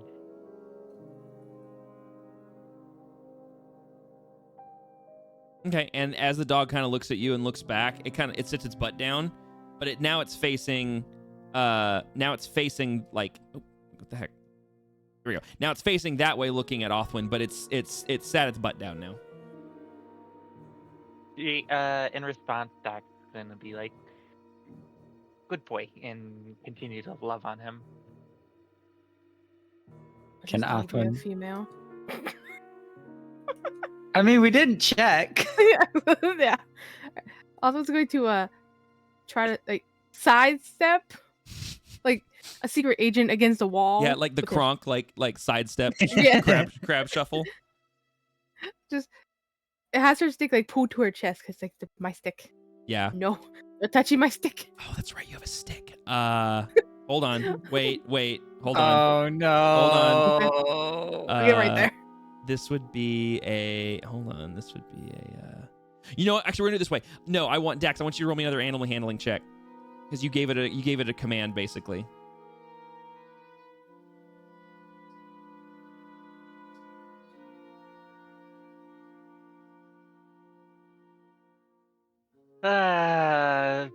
What do I have for animal handling additional? So 18. Okay, all right, that'll work. And so it looks at you and it sees the stick and you see a large bit of drool come out the side of its mouth, but it doesn't move. And so okay, yeah, Othwin, you're able to shimmy and scurry next to it before it takes the stick. Would Dax be able to notice that the dog is staring at Othwin's stick? Oh, 100%. That dog is laser beam focused on the stick. Okay. I forgot Othwin had a stick. That threw me off. So I'm just trying to think. What's your stick? Found this Stick on the ground. Yeah. Yeah. Found That song a is on stick repeat on in the dog's ground. head. Now I'm gonna use it. I'm totally gonna. Like, you know those memes with the like Vietnam flashback thing that pops up, like in the head of the dog, it's that, but the music is found a stick on the ground, like it's just that. So Dax is gonna quickly kind of look around. Would she be able to see anything that she could give the dog in substitute of a stick right now? There's another stool next to you that's pretty messed up and old. Okay, she's gonna grab that and she's going to try and break off one of the How do you attempt one to of the break legs. off one of the legs? So she's gonna kind of put it on the ground, Mhm. not on the side that the dog is on. And she's gonna kind of put it on the ground on its side and kind of like try and step on it to break it down, or to kind of knock it off. Just step on it, just kind of put all your weight on it. Yeah, with one of her foot. Okay, roll me a strength check. Do I have any additional for strength? No, I do not.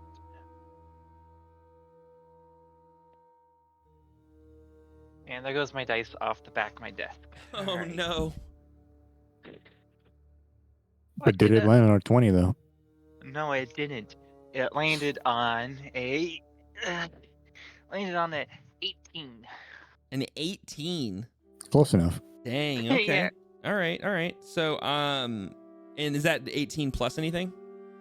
No, I don't have anything plus. That's for right. my That's right. strength. Yeah. Okay. So, yeah, with an 18, it takes you a second, but just kind of putting all your weight, and obviously you're not trying to like smack it or break it. You're just trying to see if you can snap it, and you are able to break off most of the leg of the stool just by putting your weight on it. It's old. It's probably decaying a bit. So the wood is not super strong and a little brittle. And it does kind of, and it doesn't make a lot of noise because you didn't smash it or jump on it. You just kind of stepped on it, and it just kind of makes a slight noise that's not much more than what'll kind of linger in the room a bit. And you have a small hunk of wood. She's going to give it to the dog to gnaw on. Okay, so yeah, the dog happily takes the stick and then lays down and starts gnawing on it.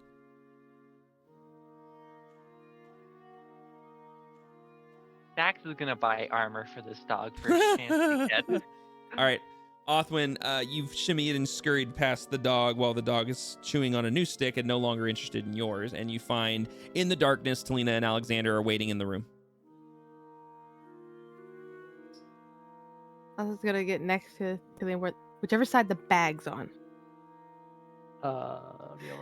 She's standing in the doorway. Bird Eepy. No, Burb's going to try to pull down the bag so she can stick her stick in it. Oh, I see. And when she does that, she's going to try to motion for the two other magic wielders towards where Basil and Gregor are. He opens and lowers the bag for the stick. You have now a stick in your bag. Yeah,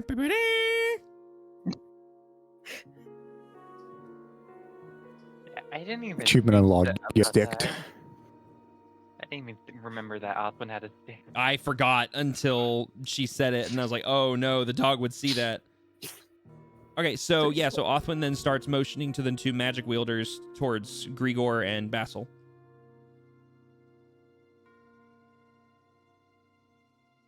Well, that's why I can't move. Shimmy this way again. Yeah, the dog's too distracted now. It's okay. I don't have a stick in my hand anymore. Yeah, exactly. You're no longer of interest to him. You have to go towards. Yeah, there you go. You're basically shimmying past people, yeah. Basil gives Oh, just no, a no, follow lowdown Bird. of Bird clearly needs me. Yeah, Talina, as you enter the room and enter this space, I want you to roll me an Arcana check as well, please. Arcana. Does Alexander follow, or does he stick back in the room? Yes, whatever the Arcana check was for. Yes. Okay. Yeah. Yes. As you approach the door and you're about 10 feet from it, the hair on the back of your neck stands up from like an Arcana perspective, and you can definitely feel that there is an arcane element present somewhere around the door. With a 19, you're pretty certain it's near the base of the door. But you're not. I mean, obviously, you didn't cast detect magic or anything like that. You just get the sense that there's an arcane something going on with the door.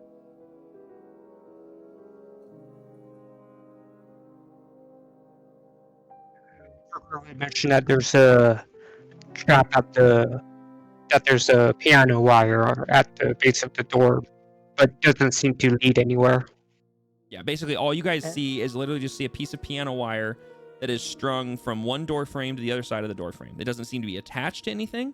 It doesn't seem to be connected to any sort of mechanism. It just seems to be a piano wire that's running from point A to point B. And it's about, I'd say more like 4 inches off the ground, maybe 3 inches off the ground.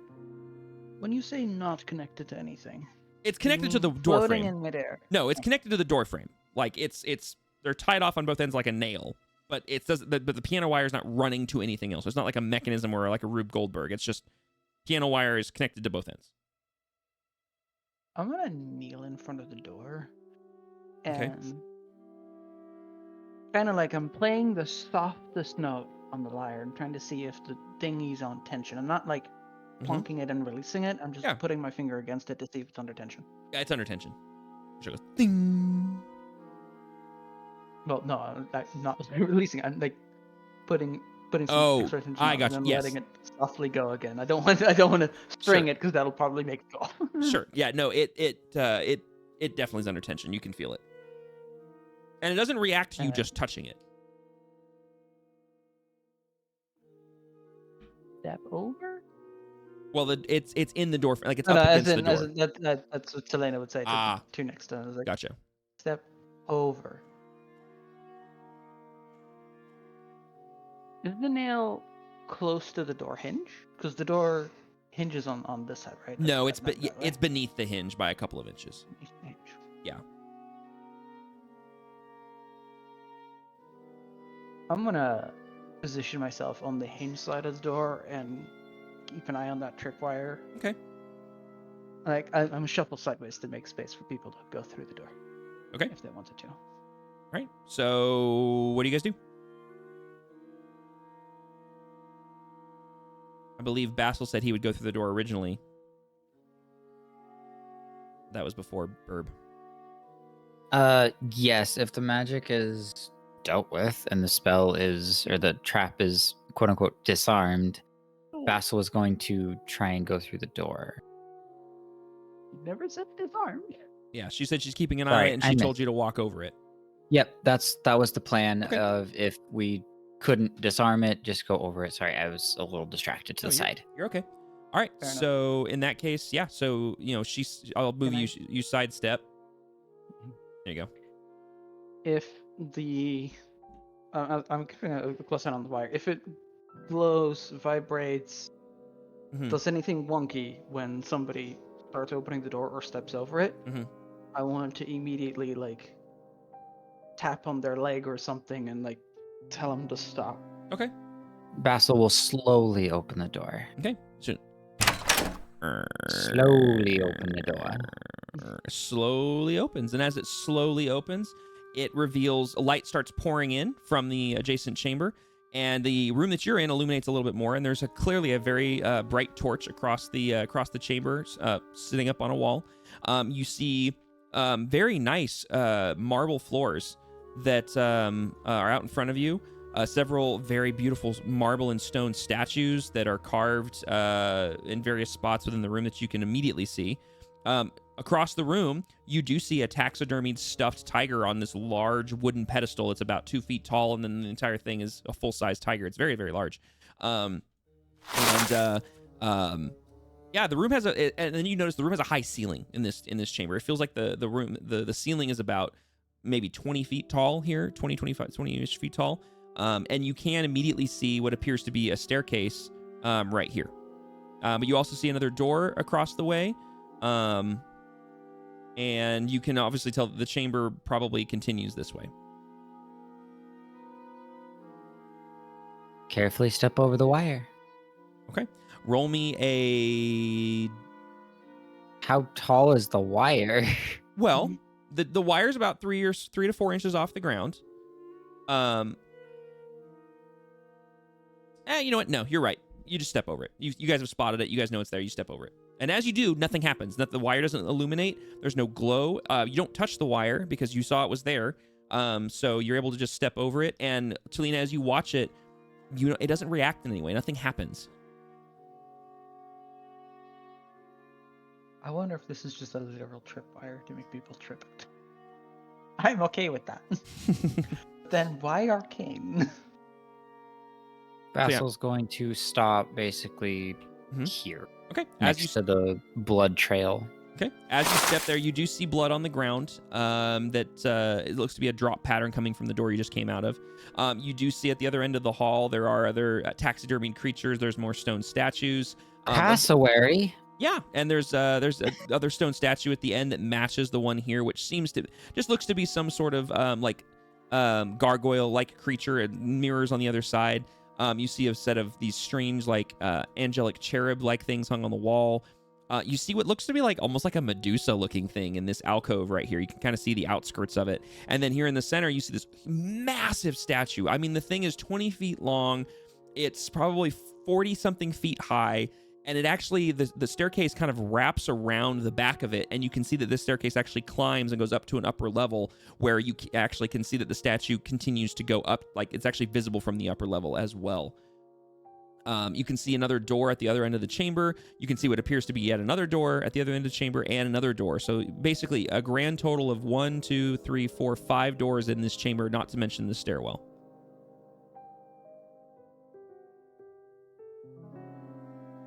Dang, okay. Basil's gonna look back and just kind of wave everybody in as the coast is clear. Elena, Please. just not stop kneeling next to that wire until everybody's over, and we'll help a piece on the smaller creatures. I was gonna say. The dog is gonna be the problem. Yeah, especially the dog. Mhm. The dog is gonna be the problem. Trust me, I've been thinking about it. Shadow's like, what do you think I've been contemplating for the last 10 minutes? All right, so Jax just is gonna carry that Jesse, dog over, no, or that dog ain't no, going through. Jesse, Jesse, you lay hands on that dog, Jax will rip you apart. oh no. All right, so who Jack's follows about to go through John Wick arc. Let's go. who follows Basil into the room? I'm gonna go first. Well, second, Okay. technically. Yeah, and you 100% saw it and everything, so you don't need to roll for it. You would just be able to step over the wire and follow Basil into the room. Dax is gonna kind of be like, I'll go after everyone else. So she's gonna wait for Oswin and Alexander to go first. Okay.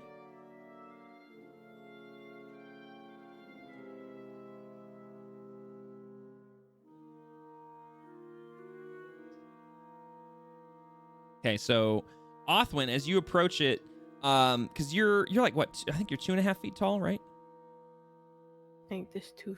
You're hold on. 2 feet tall. This thing is yeah. This thing is about this thing's about 3 to 4 inches off the ground, so it's a little bit more of a problem for you. How But it looks heavy like is the burp? Talina gives uppies. I have 105 extra carrying capacity. I think I can just lift the burb over the wire. If she lets you, yeah. 20 pounds. Yeah, Maybe. she's basically like Big 20 bird pounds uppies. soaking wet. Like, yeah. So as long as she lets you, you 100% get uppies from Talina, and you can move over the wire, no problem. She'll accept uppies because she knows it's magic. She don't want to test it. Sure. Okay. Go ahead, and you can go ahead and move through like you were going over The choices are either uppies or limbo. with a 4-inch tall thing. Yeah, I mean, we've seen the burb get really, really low to the ground. it's true. It's true. Okay. So yeah, you're now in the chamber as well. Okay. Does anybody else follow? I will be the last one through. Maybe that situation of the no, I'm paying. No, I'm paying. No, I'm paying. No, Dax will go before Talina, but she's Okay. waiting for Alexander to go. All right. So Alexander, do you follow through, or do you stick back? I stick back. Well, somebody's gonna have to go. Both of the ladies I Well, gather I also are can't now go just past staring people Alex because down. there's people. Well, you can shimmy past people if you need to. Hmm. Yeah, allies will let you through. Like, I mean, I can't be here. I'm not going further. You always staying back. Fear of the pressures. Today's not getting up. Dax is gonna look at Talina and be like, should I take dog with or come back for him later? If you don't take dog, dog will go on his own. You lift dog or you stay here. Okay, fair. So she's gonna try and pick the dog up. You could lock it down with Spitwick. Important question now. Mm-hmm. What is dog breed? And how big is dog? The dog is a mastiff. Oh boy. This dog is not small. So to That might be clarify, a problem. Monhold, this is the base of the stairs, and it curls up this way, so you are standing underneath the stairwell basically right now. The stairs are above you, hitting the next level. This is where the stairs start. So you technically cannot see anything right here because you're underneath the stairwell. With that information, Dax is gonna look at Talina and be like, And the dog is just chomping away on the wood. It is disinterested with everything but the stick. she then looks like, should I leave dog to guard Spitwick? But I don't know if Spit will take dog. I don't know what dog will do if you leave it with Spitwick also. Does it Is the dog the words? Does it have a collar or a harness or anything?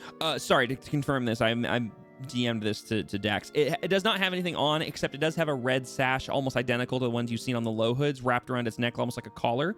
And that's basically it.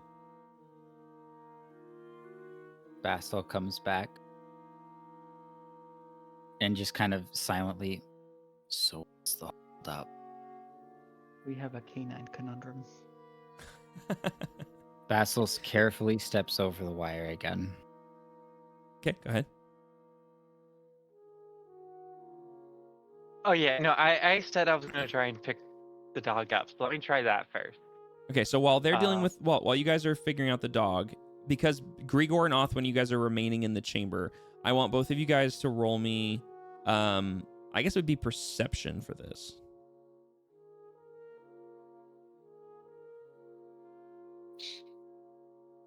You said me, right? Yes, Othwin and Grigor, yeah.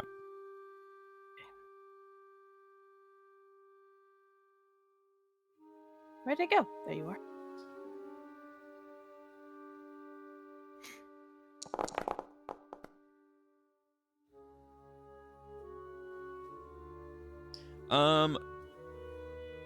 Grigor, you are kind of distracted by the situation going on in the other room, and you're getting a little nervous at the fact that no one's following you guys out here. But Othwin, you don't care because you're Burb, and you're more focused on the new exciting chamber that you're in. But you swear you hear voices, like a conversation happening, but it's muffled and it's distant. And all you can really pick up from where you're, like, immediately is that it's coming from somewhere over here.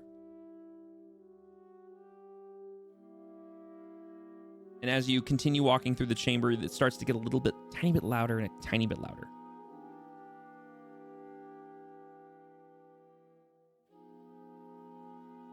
I'm gonna hug the wall. Okay, yeah, as you hug the wall, it gets Style. a little bit more loud and a little bit more loud, and now you can tell that it's definitely coming from somewhere in this direction. And as Othwin's kind of moving that way, what are you guys doing with the dog? So yeah, I tried to lift it and failed miserably. I got a 2. Oh, yeah, you ain't picking that dog up. So then she's like, I have an idea. It thinks you're hugging it. It like nuzzles into you and thinks it's getting a hug. So then she's like, well, what do you want to try there, Basil? Basil leans in, gives the dog a bit of scritchy scratch, and then does the whole from behind the back legs and in front of the front legs and squeezes together and tries to lift him up. As Dexori encourages you to try, Helena is like, I guess you would just hum this very invigorating tune. Okay. What's the bonus? How loud are you humming this? Probably loud enough that this room can hear, but not much beyond it. Okay. Before you roll for that, because you're humming it, well, no, you could whisper. You could quietly hum something. Yeah, never mind. Okay, you're good. Mm-hmm. So yeah, all right. So yeah, you know how bardic inspiration. Yeah, it's a d6. Alexander, did you get a roll request on your screen? Did that go through? Yes. Okay. Yeah, I'm still learning how to use that tool. So James requested that. Okay. I do bardic that. inspiration give d6. plus 1d6. Or you can just click the inspiration roll button and it'll do it for you. Alexander, you also, as you enter the room, because it's echoing off everything, it's been so quiet up to this point, you swear that you hear arguing, like a conversation of some kind happening from the way off to your right, somewhere further down in this chamber. Okay. You said there was a...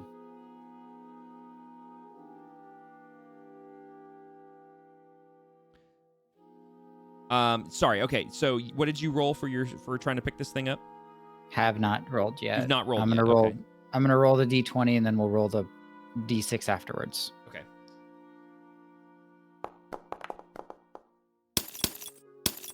I fall flat on my face. I lift the dog up and then I slip and fall forward with the dog. No, because you have a +4 to that. The nat 1 is not good, but obviously you have 4 to it. You try to pick it up and Not good footing. Not good footing, and you kind of lose your footing a bit, and just the dog flops back down, and he just starts looking up at you. And again, he just thinks he's getting a hug or something. He doesn't know what's going on. I give him a pat on the head, a chin scratch, and I go for another lift. You want to try again? All right, go ahead. Yes, we're gonna try again because if Basil can't lift the dog, yeah. Othwin and Alexander, you guys. Othwin, definitely, you can hear something. Wow. Wow, he's mad he can't lift that dog. Story. Jeez, you're like, all right, you fat tub of lard, and you just basically you brace yourself and just scoop him up, and he just pick him up, and he's like, you have him like wrapped around his chest, so he's basically is like standing upright in your arms, and his paws are just flopping down in front of him, and he's just looking around with this big dopey look on his face. Don't you dare call my dog a fat I did tub not of lard. say that, Neon, but those words. That in was what Basil's mouth. thinking after being insulted from not being able to pick it up. I'm kidding. I don't know what Basil's thinking, but you know what I mean. Basil's just like, all right, you big. Up we go. Like, oh, I use a bardic inspiration, then you roll a 1, which nullifies it, and then you roll a 20, which also nullifies it. Yeah. It's like auto fail and auto succeed. Yep. So it's yeah. just like up and walking the dog out and over the wire. Okay. Being a little slower and more methodical Okay. with each footstep over the wire. Okay. So as you're able to finagle him out, Alexander, you heard those sounds. Did you move at all when you started to hear that? I'm so sorry. What exactly did I hear? So you heard the same thing that Othwin heard, which was you heard the sound of like distant and muffled voices that were kind of loud and mildly aggressive. It don't sound like they're coming, like they're getting closer. Then no, I'm not moving. No, they're not coming closer. They're distant for sure. They're Othwin, as you continue to move down the chamber, you are getting closer to them. I do kind of hand signal to anyone who's looking behind me, kind of like a mouth moving, and then that direction.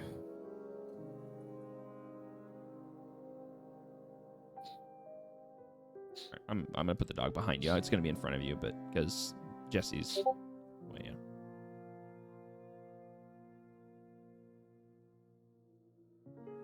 So yeah, people can take that as they will. Yeah. Are so you guys moving still?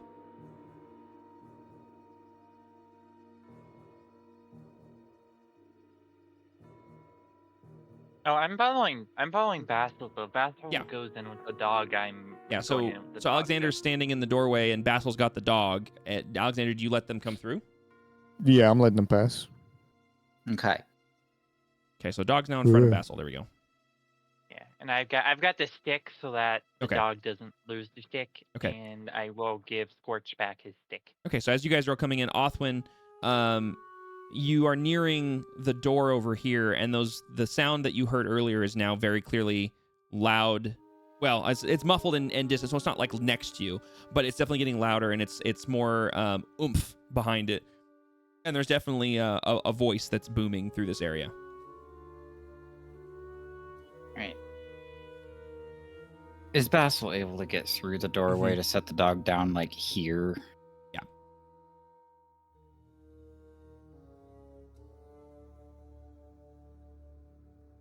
As Dax already steps in, I will follow as well. Yeah. Okay. Once you set the dog down, Dax is gonna go ahead and immediately start loving on him and calling him a good boy, and then handing him back his stick. The door opens our direction, correct? Yes, goes to the tripwire. Yes. And shut it behind us. Okay. All right. All right. So as you guys are entering the room and kind of surveying the area, those who have not already rolled a perception check for what we already did, which would be Othwin, Grigor, and Alexander. Everybody else can go ahead and roll a perception check real quick. Oh, I got a nat one. You're distracted by the Yeah, you're dog. distracted by I'm the too- dog, I'm 100%. too focused on the dog. Yeah, and Talina, you were focused on getting everybody through and closing the door behind you. Basil, you now hear this as well. You go, wait a minute, I hear someone yelling. I hear arguing, and you turn around and it's coming from this way. And on that note, is that time? For what? Well, I marked the T-minus 10 minutes. I know. At, like, I'm watching it. yeah. Okay. We got a If, minute. yeah, if that's the case, Basil's just going to notice if Othwin's that way and Yeah, you- basically draw her back to the group. Does Othwin return to the group, or does she say where she's at? She's staying right where she's at. Saying where she's at? Okay. All right. So, yeah, you guys basically, as you guys enter this room, and Othwin, as you're kind of wandering down the hall, you basically hear in the distance through what you're pretty certain is this door. You hear what is now very clearly a loud, booming, gruff yell. You can't make out the words, but you can hear a loud noise that's someone's voice. It's loud, it's deep, and you actually hear like a thud. And it echoes through the room from basically this way. And you hear a couple more voices kind of going back and forth, and then you hear the same thing again, and the room kind of shakes a little bit from the and it's here that we will pick up next time.